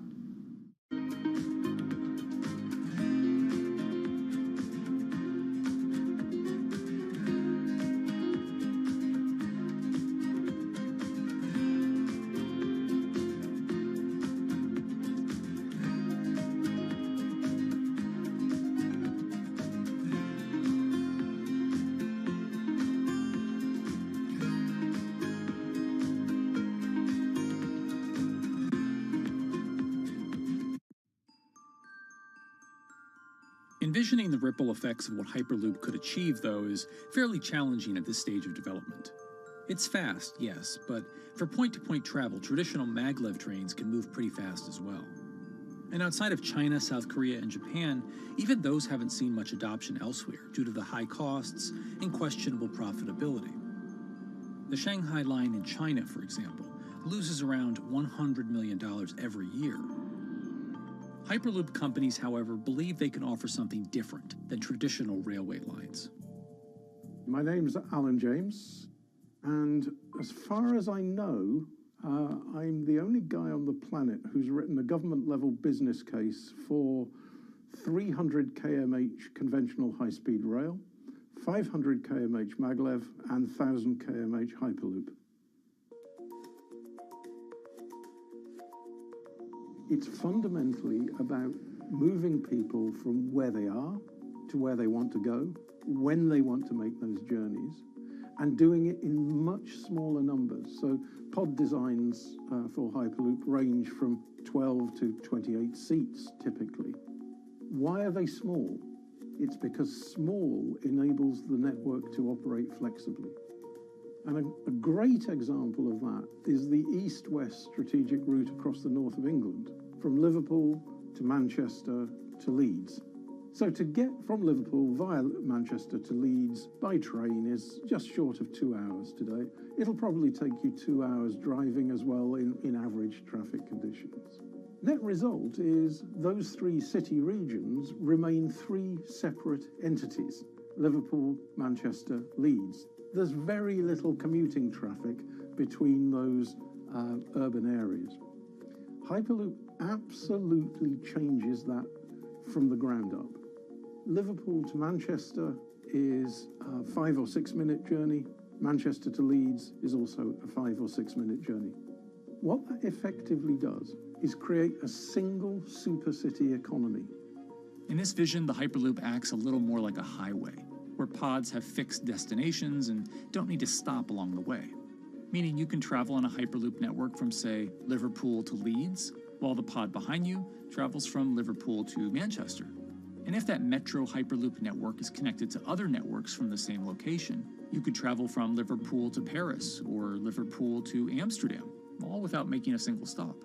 For passengers, for business, for leisure, that is utterly transformational. For high-value freight and logistics, it's equally transformational. But critically, if you do a Hyperloop network at scale, you begin to deliver massively significant carbon savings too. A multi-regional Hyperloop network could become a replacement for both short-haul passenger and cargo flights and traditional ground transportation, both of which are significant carbon producers. One Hyperloop-connected distribution hub, perhaps at an airport that is predominantly used for international air freight, replacing maybe 10, 12, 15 distributed road hubs. It takes a lot of polluting and inefficient truck haulage off the roads. That itself means roads gain extra capacity. Hyperloops will still need to use electricity to both move pods and maintain the near-vacuum environment in the tube. Proponents of the technology believe that this can be done by using renewable sources, including a combination of solar panels and battery technology that could be used along the Hyperloop itself.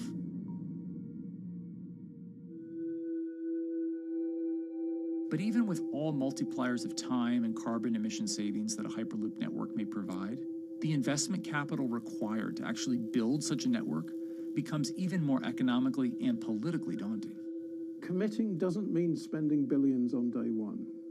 Committing means, how do we phase it?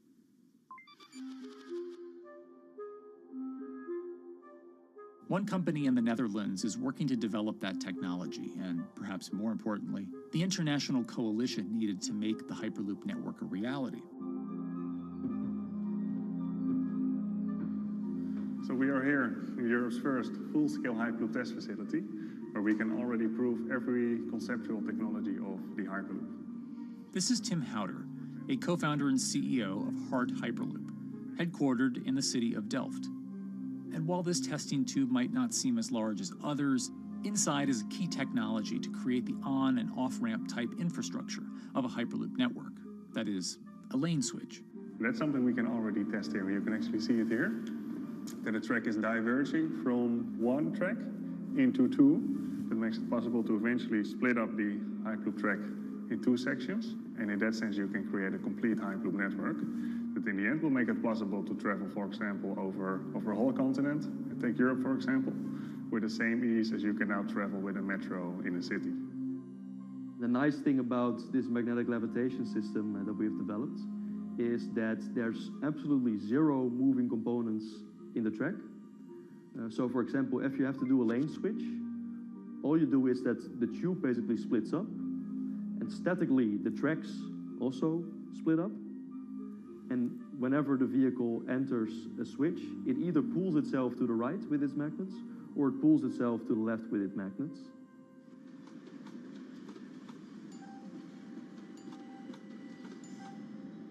Lane switching on traditional rail requires the physical movement of the rail. Even modern magnetic levitation tracks use lane switching techniques in order to transfer trains from one track to another. And this is a very crucial element, because this is the thing that limits the capacity and, in the end, the usefulness of the rail network. Because the moment that a track is switching, that means that at that moment you are creating an unsafe environment for the trains behind it. So you need a lot of space between trains. In a Hyperloop, because you have no moving components in the track, all the vehicles can be much closer to each other. You can achieve a very high frequency and basically have your vehicles moving and merging in and out of the network very much like a highway. For now, though, Hart's physical testing has been limited by the size of their tube. Because the test track is only 30 meters long, they haven't tested this lane switch at speeds greater than 20 kilometers per hour. However, the company is working to build a new test site where it plans to increase that testing speed to 300 kilometers per hour. We're now in a phase where we have proven most of the most important technologies in the test facilities that we already have. And we have also demonstrated the viability and the feasibility of a network. If you look at all the subsystems that it consists of, most of those are proven systems, already demonstrated in lab conditions. So we don't really believe that the technology itself is going to be the biggest challenge. Because for all Hyperloop companies out there, actually building a Hyperloop system requires more than just a good product. We're talking about the safety aspects, we're talking about integration into the environment, we're talking about the social aspects. Do people feel comfortable traveling in such a system? So it's about all these different aspects, and the complexity is really getting all the different stakeholders that are relevant and that do need to contribute to bring this to market, to get them all following the same roadmap.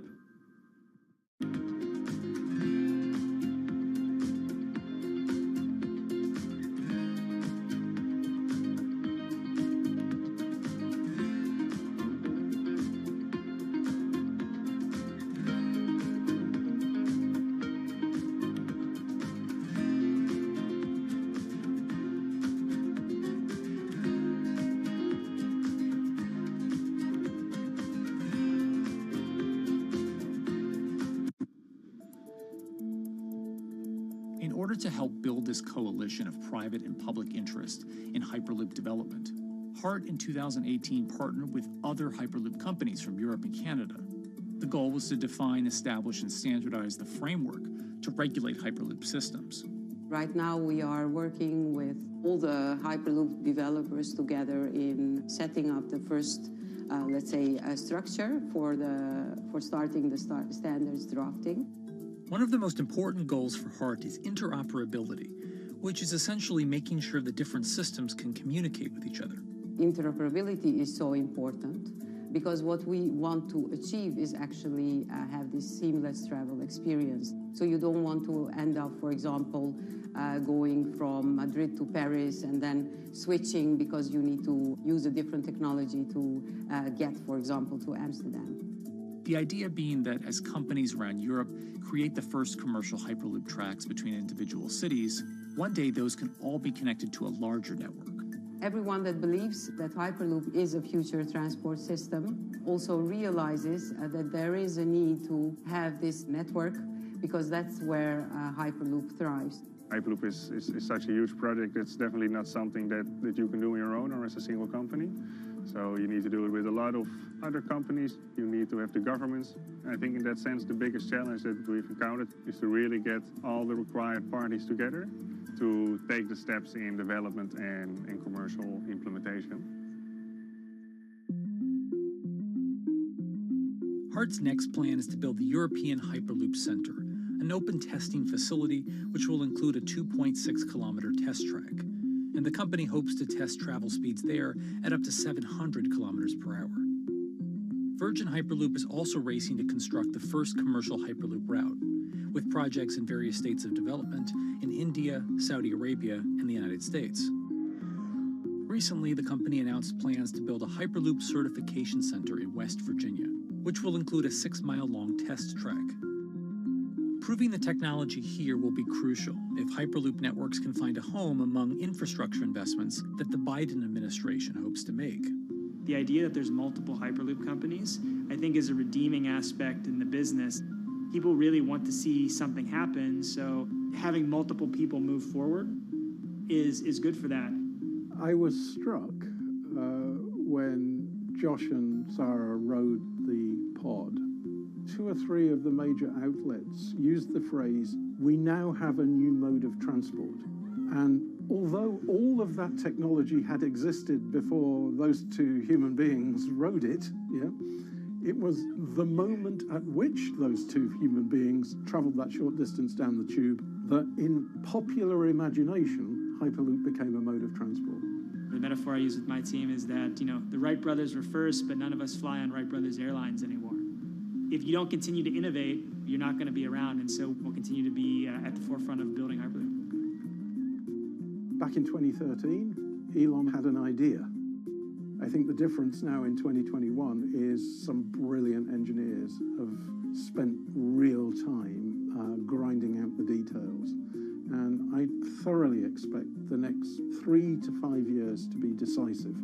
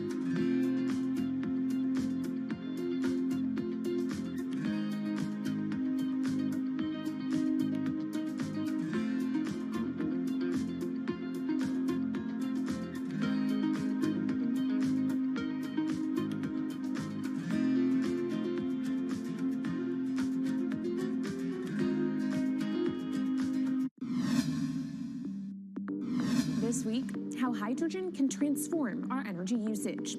We'll look at why the universe's most abundant element could be a game changer in the climate revolution. Hydrogen technologies are not new. They are used in other sectors. We use them in space, on our rockets, and we don't need the laws of physics to change to be able to use hydrogen on our planes.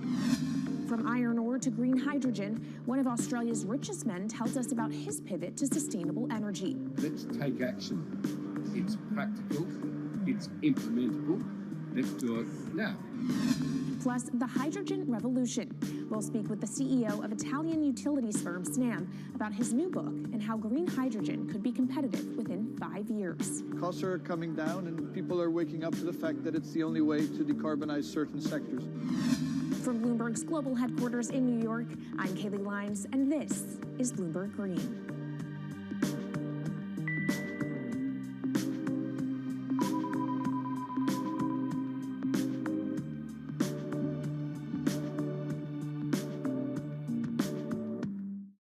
It's a new year, so here at Bloomberg Green, we're highlighting new solutions in the fight against climate change.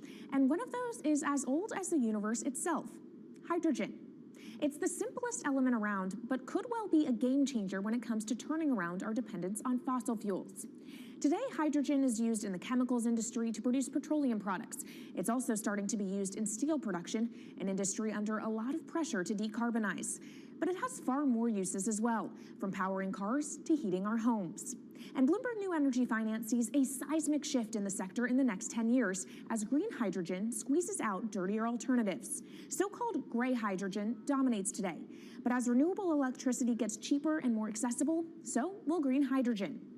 In this week's edition of Bloomberg Green, we'll explore what this push into hydrogen means for tackling climate change. We'll hear from Australian billionaire Twiggy Forrest about his pivot from iron ore to hydrogen, and we'll also speak with the CEO of Italian utility company Snam about his book, The Hydrogen Revolution. But first, what are we using hydrogen for? And why does it actually matter? Christine Lee Edwards explains. Hydrogen, the most plentiful element in the universe. On Earth, we find it mostly bonded to oxygen in the form of water, or in other gases known as hydrocarbons. Hydrogen gas, H2, burns hot and clean, making it an attractive tool in the race to net zero. But isolating hydrogen from other elements is no easy task. Today, the cheapest way to do this is via chemical processes that break up natural gas. This releases a lot of carbon dioxide. Another method is to use electricity to split water molecules in a process called electrolysis. Although there is no carbon byproduct, a lot of electricity is needed. And if this power comes from burning coal or gas, it negates the zero emissions goals of using hydrogen to begin with. Hydrogen produced in this way, powered by fossil fuels, is called gray hydrogen. If carbon capture and storage is used together with fossil fuels, then it becomes blue hydrogen. If nuclear power is used, it's called pink. And finally, green hydrogen is when it's produced via electrolysis and powered from renewable sources. This method is considered emissions-free. It's predicted that by the early 2030s, H2 made from renewables will be cheaper than that made from fossil fuels. But that hinges on the cost of electrolysis declining, which will be achieved through larger projects and an expansion of manufacturing. To be clear, vast amounts of H2 are already used today.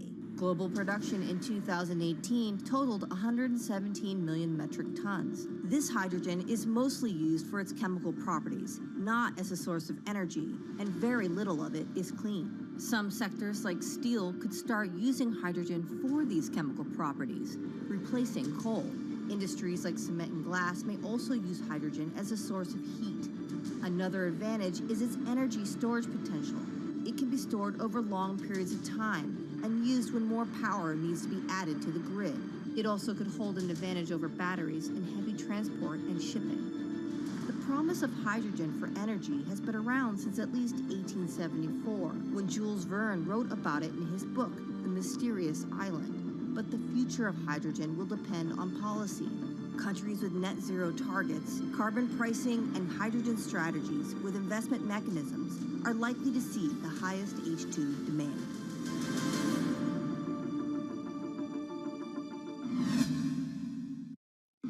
That was Bloomberg's Christine Lee Edwards explaining what hydrogen means for the energy transition. But how are businesses approaching the sector? Well, one of Australia's richest men is making a big play into hydrogen. Andrew Forrest, better known as Twiggy, made his fortune from iron ore, being the chairman, former CEO, and major shareholder in Fortescue Metals, one of the world's biggest miners. But after having made over $10 billion in profit from the metal in the last fiscal year, Twiggy wants to transform Fortescue into a clean energy company. He's been scouring the planet in search of investment opportunities in hydrogen and renewables. The firm plans to allocate up to 10% of profit for green energy investments and is exploring projects across the globe, from Indonesia to Argentina. Francine Lacqua caught up with Twiggy Forrest.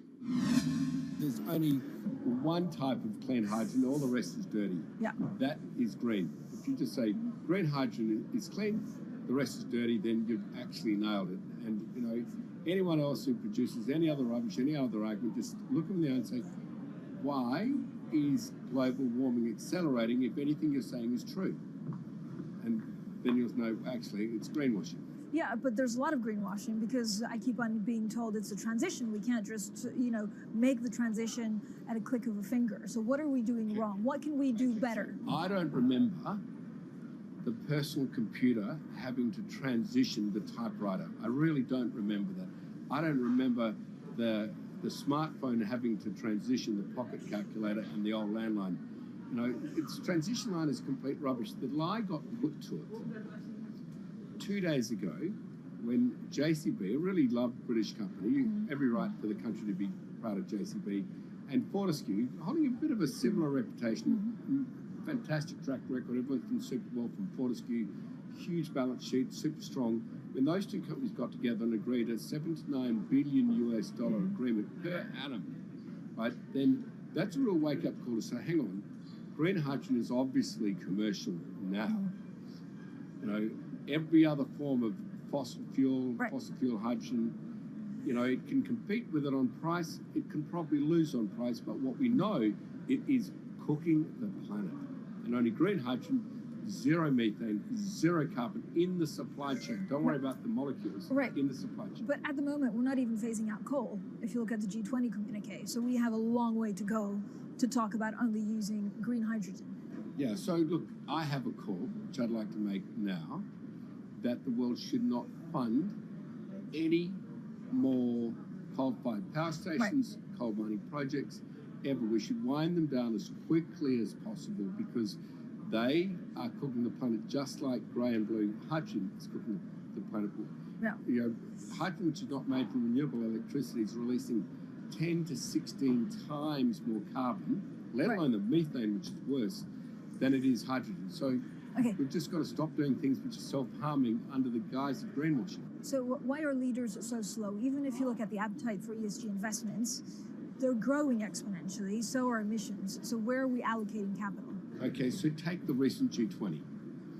There's probably a reason why there wasn't strong action coming out of the G20 because people were not aware that major transactions between large companies were taking place now on green hydrogen, that actually this pollution-free all the way to the supply chain fuel is now being transacted at multi-billion-dollar scale. If they'd known that, I don't believe any sovereign leader or any energy minister or climate change minister could not take ultra seriously that green hydrogen is now here to stay. It's broken through. History has been made. It will never go back. Okay, what is the one thing that you would tell leaders today and business leaders? How do we transition faster than what we are now because we're at real risk of missing our targets? Oh, so that's really simple. You stop funding, you stop subsidizing, you stop using money into fossil fuels. It could be carbon sequestration, it could be fuel rebates, it could be anything. Hundreds of billions of dollars getting ashed while we ash the planet on fossil fuel subsidies. Because we haven't had that renewable electricity, we haven't had that green hydrogen, we've kind of been pushed down. It's all sorts of excuses. Oh, it'll never be commercial, it'll never be supplied in the quantities we need it, you know, blah, blah, blah. Now we know, let's take action. It's practical, it's implementable, let's do it now. Okay, if we do it now, is there going to be a shock to the energy system? Is there going to be a shock actually to economically? And is it worth, you know, not talking about transition, just going from A to B? Yeah, it's a fantastic question. A to B is the solution. Let fossil fuels do what fossil fuels do. Just burn their coal, burn their oil, burn the gas. At least they're pumping up carbon and methane into the atmosphere, honestly. Well, not that honest because they don't measure methane, which is 90 times worse than carbon. But at least the carbon is being done honestly. Encourage the green hydrogen sector to come in really fast. Okay, it's there. There's renewable power all over the world. We now know how to make electrolyzers much cheaper, like 25% of the original cost. We know how to do that now. We don't have an excuse to get into it. Does it need to be cheaper than oil and fossil fuel for it to be viable worldwide? Well, right now it is. Okay, so let's just swallow that bit of financial data. Right now it is cheaper, and it's getting more cheap. It's the only fuel you know Mr. which is declining in value. You don't have enough of it, right, to power the world. Yes, that's only because we haven't had policies to support it. If we had policies to support it 5-10 years ago, it would be everywhere. You'd see the global warming budget start to come down. Now, we've got 5 or 10 years to make a huge difference. I need policy leaders all over the world to appreciate now, okay, big business is transacting with green hydrogen in multi-billion-dollar agreements. We now know it's here and it's here to stay. Let's spread it everywhere. Coming up on the program, the hydrogen revolution. We'll speak with the CEO of Italian utility firm Snam about his new book and why he thinks green hydrogen will be competitive in just 5 years. Plus, how are airlines working to become more sustainable? We'll look at how Airbus plans to step up in the climate fight. This is Bloomberg Green.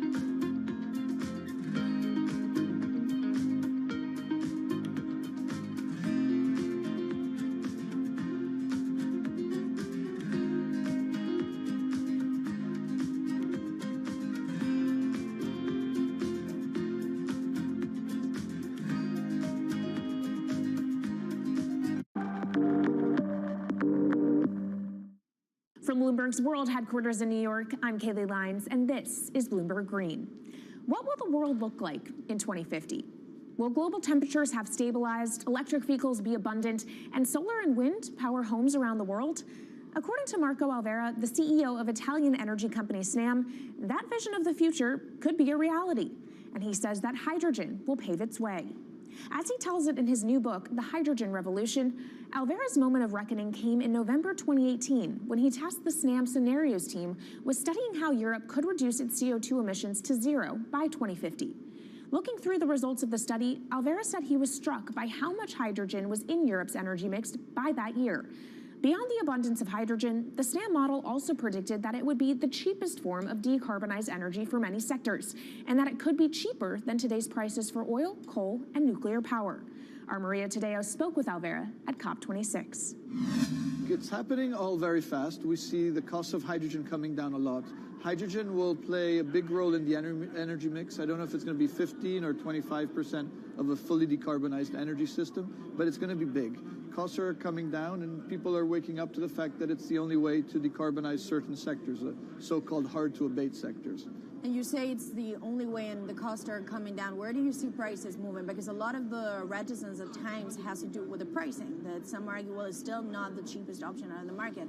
So when I was first working in hydrogen in 2004, it was costing $1,000 per megawatt hour. 2010, $600. Today, $100, and we see it going down to $50 in 5 years' time, and to going down to $25 per megawatt hour in the next 10 years or so, which is a quarter of where it is today. That's really because renewable energy, and we're talking green hydrogen here, renewable energy costs are falling, but the cost of making the electrolyzer, which is the kit that you use to convert solar or wind energy and water into hydrogen, the cost of this kit is falling a lot because it doesn't really exist on an industrial scale. So as we build up capacity, we industrialize it, we standardize it, and we squeeze costs out. That's really the cost trajectory. And for that, of course, you need demand, however, for governments and also institutions to kind of buy into this idea that it is the future and we want to invest and create the infrastructure. What are they telling you? When you speak to governments, when you speak to officials, are they keen on this? They're very keen. So the Department of Energy shares our view in the States of getting to below $1 a kilo, which is $25 a megawatt hour.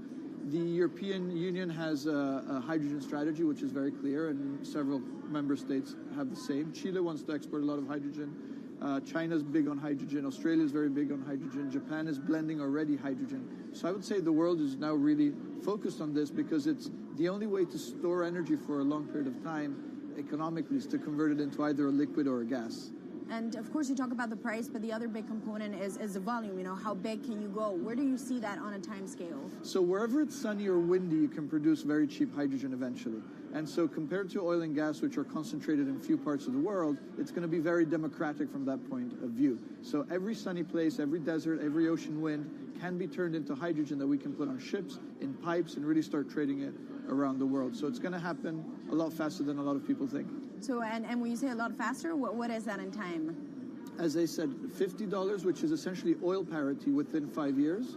And then, depending on how quickly we ramp it up after that, we could get to $25, which is coal parity before the end of the decade. And in big scale. In big scale, because once you get to coal parity, that's the only way we're going to get China and India to stop burning new coal.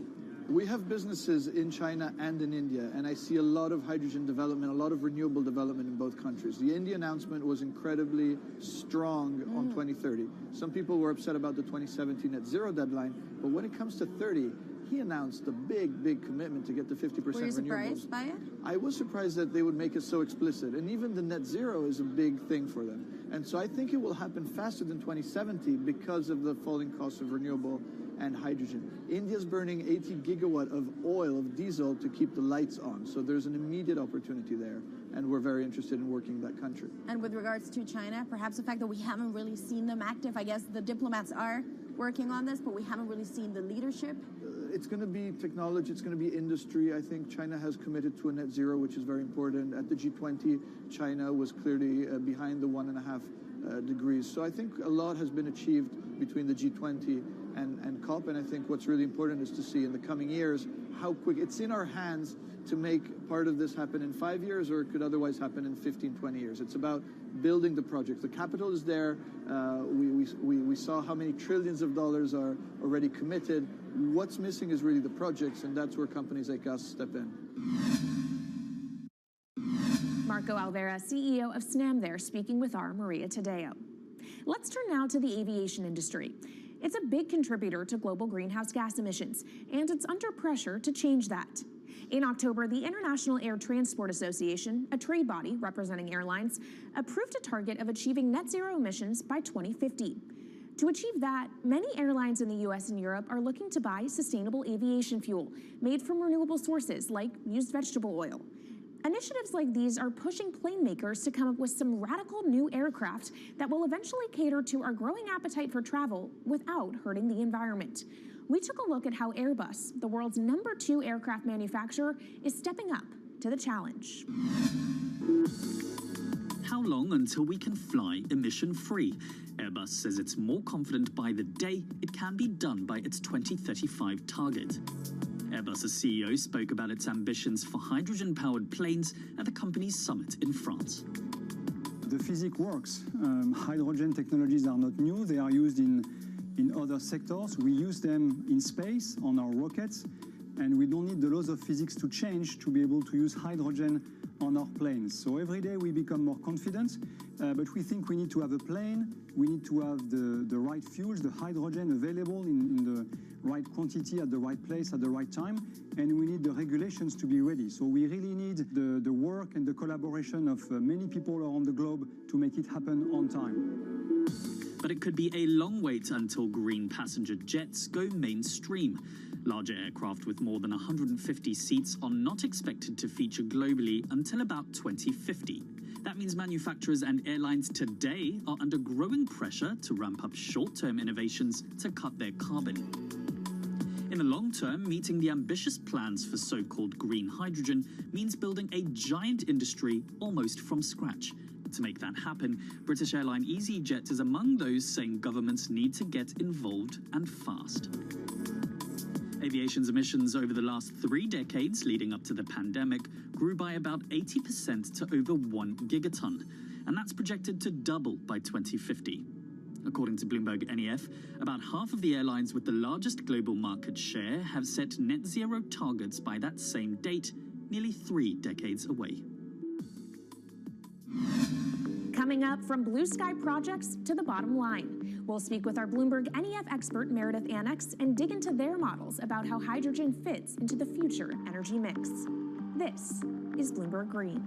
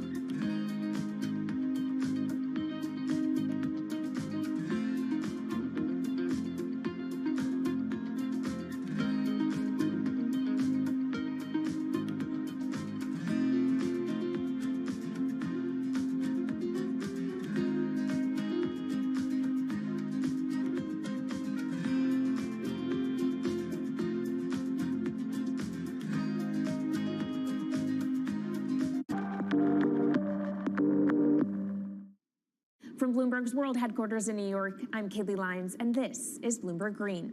Now let's bring in Meredith Annex, our Bloomberg NEF hydrogen specialist, to talk more about how hydrogen could change the energy landscape. So Meredith, what place do you think hydrogen is likely to have in the future energy mix globally? Hydrogen's this incredible solution for us as we look to decarbonize because it's a perfect solution in areas that are hard to electrify. So where we like to think about hydrogen playing a role, it's in things like heavy industry, especially where you need a feedstock as well as energy source, and in things like dispatchable power, long-haul transport, maybe even shipping and aviation. That sounds great that it can be used for such diverse industries. At the end of the day, though, how much is this going to cost? Well, that's the amazing thing about hydrogen, because depending on how you make it, it can actually see significant cost declines in the future. So when we're talking about clean hydrogen, we usually mean green hydrogen produced from renewable electricity. And in that case, your hydrogen is almost as cheap as the renewables that are used to make it. So if you're in a place with really good renewable resources, you'll be able to have cheaper hydrogen. But even in places with less good resources, we think that hydrogen can be cheaper than $1 per kilogram, which is the price of unabated hydrogen today, and around $8 per million BTUs for those who prefer to think in energy units. And that can be achieved anywhere in the world by 2050, we believe. All right, so let's talk about kind of the pros and cons list. I don't know where cost fits into that, but what are the advantages to hydrogen over other renewables, and then what are the drawbacks? Yeah, main advantage is the fact that hydrogen can serve roles that electrons struggle with. And that's things like seasonal storage, for instance, or just anything where you need storability, where electrons are harder to store, hydrogen is going to be easier. That also leads to a downside, though, because hydrogen is less energy dense than the usual things that we use for storable energy today, like coal or oil or natural gas. So you will need more volume of storage to handle the same amount of energy. Let's talk about the viability as well and how it may differ in different geographies. What is your view on that? Yeah, so for green hydrogen, again, from renewable electricity, really places with the best renewable resources, things like Latin America or the Middle East, even Southern Europe, have really, really good potential for producing hydrogen. And then when you're looking at blue hydrogen, which is produced from natural gas or coal with carbon capture and storage, we do see that becoming more expensive than green hydrogen in the future, especially as renewable electricity costs come down. But that can be a viable option in places like the US Gulf Coast or Russia, where you've got good geological storage for the carbon, as well as ample natural gas that's quite cheap. All right, great breakdown. Thank you so much to our Meredith Annex, our Bloomberg NEF hydrogen specialist. And of course, you can get more from the Bloomberg NEF team on the terminal and online. And they've recently done a podcast called Hydrogen 101 as part of its Switched On series. So from iron ore titans pivoting to cleaner energy to talk of a hydrogen revolution, that's it from this week's edition of Bloomberg Green. We'll be back next week with a deep dive into the state of electric vehicles. And you can keep the conversation going by following us on YouTube, Instagram, and Twitter @Climate. I'm Kaylee Lyons from Bloomberg's World Headquarters in New York, and this is Bloomberg Green.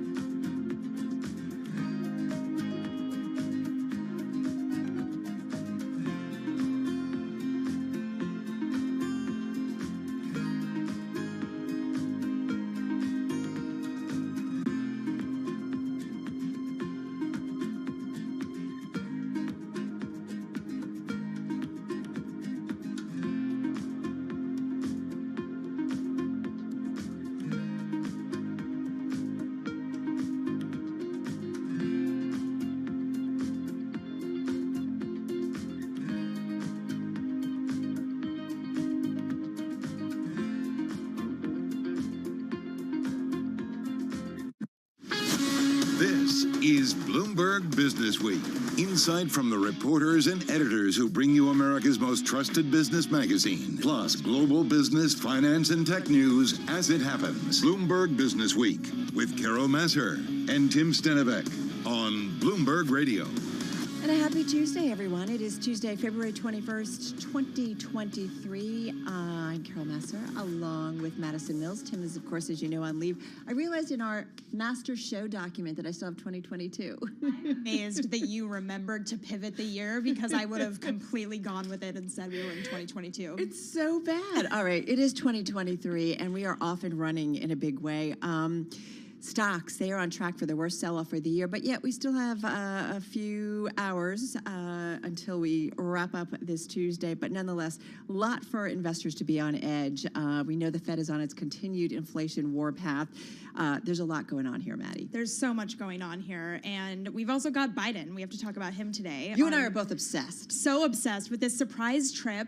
No details going into it, and then he ends up, as he always does, on a train heading from Poland to Kyiv. So we've got to talk about that. It was like watching Homeland or something. Yes, Like yes. I'm blown away. Anyway, we're going to have more, as Maddie said, in a moment. We've also got the good and bad news when it comes to Walmart's latest update, and you've seen this stock bouncing around today. Crazy, up and down, down and up. And then, of course, we got to talk about Tesla, because it's never been cheaper to get one. So let's go out and do it. Yes. All right, we're going to talk about that. We've got the Curaleaf CEO stopping by to talk about Twitter ads. Cannabis can now advertise on Twitter. We're also going to talk about growth in the Sunshine State, because they just continue to open up spots there. Always, always growing in Florida. And then a fun one, how much is enough money to retire comfortably? This is a really important and critical question. Yeah, it's among our most read on the Bloomberg. All right, guys, we've got a jam-packed Tuesday. Let's get to it, though, with a check on the trading day and Charlie Pellet. Hi, thank you very much, Carol. And we are looking at lows of the day right now, with the Dow, the S&P, and NASDAQ all deeply in the red.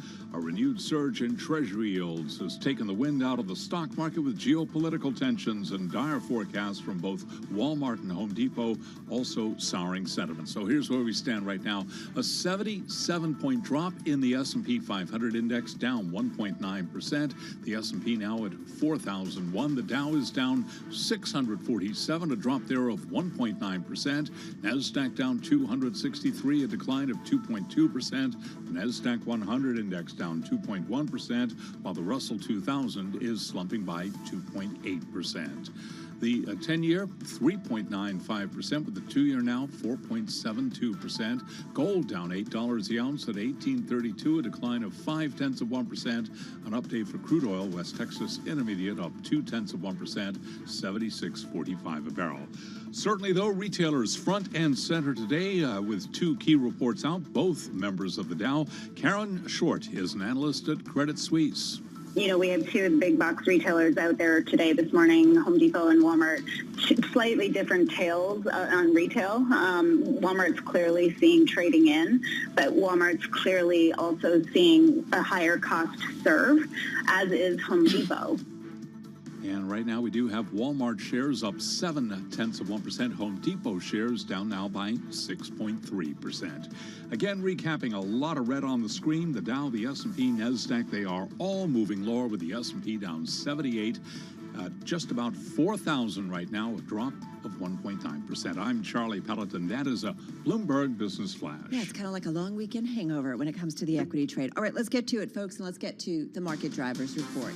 Let's set your Business Week agenda on this Tuesday in the house in our interactive brokers studio here at Bloomberg is Kriti Gupta, anchor and markets correspondent at Bloomberg, and Jess Manton also with us, deputy team leader for U.S. equities at Bloomberg News. Kriti, I want to kick it off with you. So, yeah, it's not looking too good today. It's not looking too good today, but, you know, it's interesting. There's so many factors on today's trade, and, Carol, I've been on this show for about 6 weeks saying the stock market and the bond market are doing two different things. Today, that is not the case. They're actually on the same page, and it's a really important kind of difference to really point out here. And I'm going to steal a little bit from Cameron Kreis, macro man and Marcus Live strategist on the print side. He actually made the point, look, we're in the last 5 trading days of the month, which is going to create some rebalancing flows. You're also seeing kind of the trade du jour, really year to date, but also in February, be buy stocks, sell bonds. And the way it's shown up in the bond market is kind of the leg up in the trading range, which we've talked about on the show, is between 325, 375. It is now broken out of that. The 10-year yield at 395 right now. As it gets to 4%, there is an incentive taking these rebalancing flows to basically reverse the trade you've seen in the last 2 months. Sell equities, reposition, and bonus, when you buy bonds, you get a pretty juicy 4% yield. This is when you start to look at the S&P yield versus the Treasury yield, but there's more risk on the equity side. Correct, but also just exposure as well, because look at all these earnings numbers are coming out. At the same time, you're getting the eco data, and they're telling you two different things. So why would you go risky? Why not buy a 4% Treasury yield that's giving you essentially the same amount of risk that the investors are hearing that in a big way. Yeah, and Jess, I wonder if you want to jump in on this too, because like you started to mention Creedy, I wonder how much of the Walmart Home Depot data is playing into what we're seeing today. Well, when you look at other stocks in retail, so looking at Kohl's, that's ticker symbol KKS, it's down more than 8% today, so that would be put it on pace for its biggest decline since July. And then another one, Dillard's, ticker symbol DDS, it's down 14%, so that would be its biggest loss since last May. So you're seeing, and it's a little bit of a head scratcher, because if you look at Walmart's stock, it's actually higher at the moment. Yeah. But the read-through, so when I've been speaking with my sources and asking, well, what's going on here? It's more of the discretionary story that Walmart was warning about. Still seeing the strength in groceries, but then seeing that kind of echoed with Home Depot as well. So also... Don't you think, though, some of it is the Walmart is the price down? Right. That's where you And go there's when you're different thinking types about of, that. Exactly, segmented. Target's probably a little bit more expensive. Right, so you have different segments when you're talking about retailers, right? They're not necessarily all created equal. So even dollar stores have typically done extremely well, and we'll start getting earnings reports from Dollar General, Dollar Tree soon as well, but next week, Target, Lowe's coming. But the biggest thing, I was crunching the earnings projection numbers, and specifically when you look at retail, or discretionary rather, that actually looks pretty robust, but when you pull out what's happening with the retailers, and this is data from Gina Martin Adams and her team at Bloomberg Intelligence, the consensus is this would be the fourth consecutive quarter of an EPS decline, but the glimmers of hope there with consensus would be it starts to turn around in the second quarter of this year based on comps. But when you hear from Walmart, does the consensus need to shift now? And so they're going to wait on more retailers to report to see if that changes. So that outlook of, hey, maybe things will get better before we get to the second half of next year, now it's a bit of a question mark. This is the kind of year that we're in. I think every time we get an important data point, whether it's an economic data point, something the Fed says, or whether it's something specific from a company that's massive like a Walmart,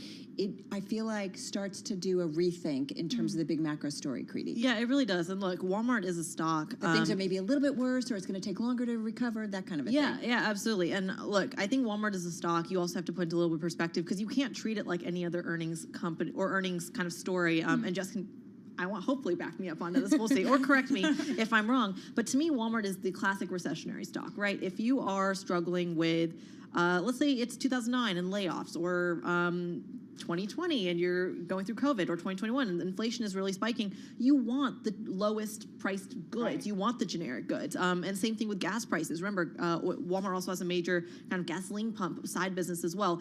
And if you actually look at the stock, Walmart outperforms every single recessionary cycle. So when you look at the earnings story, one of the things that I believe we have we had the CFO on Bloomberg TV and radio earlier on the day, and he said, look, people aren't bargain hunting anymore. And that is a really part of, once again, the macro story, this no landing scenario idea. There is no recession. Walmart doesn't outperform. And I think it's as simple as that. And that's something that they warned about. They said the momentum of the last couple of years, post-COVID, post-inflation, it's not going to be as momentum fueled, whatever, as it was the last couple of years. I would agree with Creedy on that, because Walmart is a staples stock. It's an kind of day. Yeah, it's not in the discretionary sector. It's a staple stock. Whereas Home Depot is a discretionary. Correct. And so that gets really hard to also gauge the noise when it comes to retailers because of all the different indexes. But then you have to take out, say, Tesla, Amazon, some of these other stocks to really get, like, how are these companies performing. But yeah, Walmart, technically, that's a staple stock. And to me, Walmart is like also a a bellwether, actually, in a lot of ways. I don't think it's given enough credit because, I mean, especially especially on the East Coast. Walmart isn't. This is something Jess and I know. We're Being both from Texas Texas. gals. Walmart is like not a huge deal on the East Coast, No, and it is shocking to me. It's a huge deal in Texas. It is a huge deal Huge in deal. Texas. It's like, Gap on every corner. There's a Walmart on every corner. For sure. The way that Albertsons is a big deal Yeah. in like California. It's a great read on the economy overall. Like, we get distorted because here we are in New York City and we think about the East Coast a lot, or we get out to the West Coast, but this is really telling you what's going on with many, many consumers across the country. I mean, look, I still get I still buy stuff on Walmart, like e-commerce. So do I. Still really cheap. I do the same It's thing. so affordable. It's so affordable. Yeah. But it was interesting to see the food data come in so strong for them, because it also made me wonder, just is the average consumer dealing with what everyone in this room is dealing with? Food is so expensive right now. We're devoting more of our money to that than traditional goods. Yeah. And why didn't Walmart predict that, right?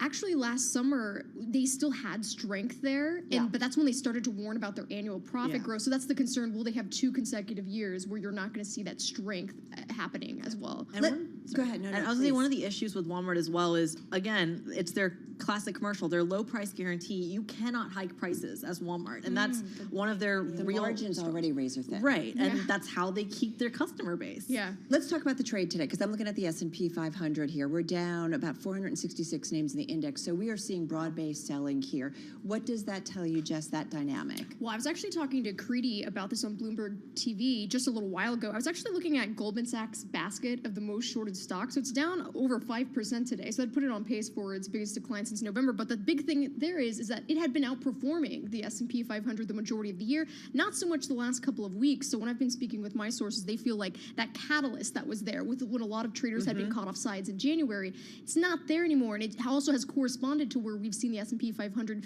pretty consolidated over the last couple of weeks. So all that short covering is done? Well, that's what I wanted to ask Chris Murphy over at Susquehanna. So he still feels like there could be more unwinding to go in that basket. But because he feels it's more of a buyer's strike, just because it had been up, so it's up 12% this year. It had been up about 18% coming into today, but he still feels like we could see some more unwinding happening there. So talk about the week ahead, and Creedy, kind of what's on your radar here. Because we are getting ready, as you said, to wrap up a second month here in 2023.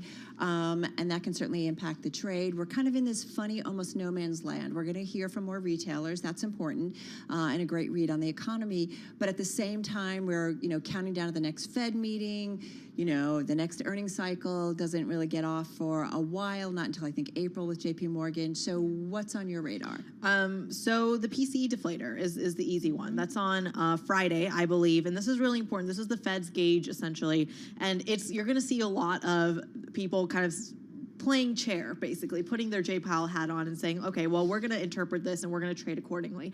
I think there is also kind of fair emphasis being put on personal income, personal spending as well, just given, look, this is the retailer's week. We want to make sure that the American consumer is still spending. And I think if you start to get some really strong personal spending data, it could even offset anything we get on the core deflator side, because it means that, people are still spending even if we don't see inflation declining as much. And that could be interpreted as a positive thing.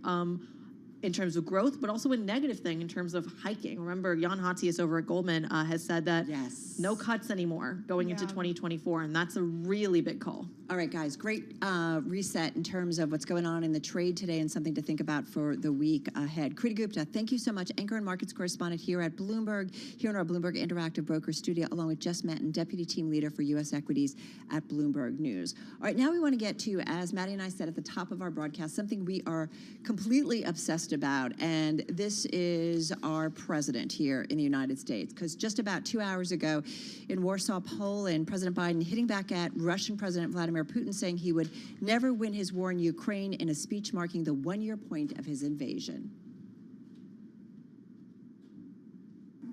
1 year ago, the world was bracing for the fall of Kyiv. Well, I just come from a visit to Kyiv, and I can report Kyiv stands strong. Kyiv stands proud, it stands tall, and most important, it stands free. That, of course, is President Biden earlier today in Poland. Poland, by the way, not the first stop for President Biden on his trip to Europe after a surprise and very secretive visit to Kyiv this weekend. So let's get to it with Bloomberg News White House and politics team leader Mario Parker on the phone from Washington.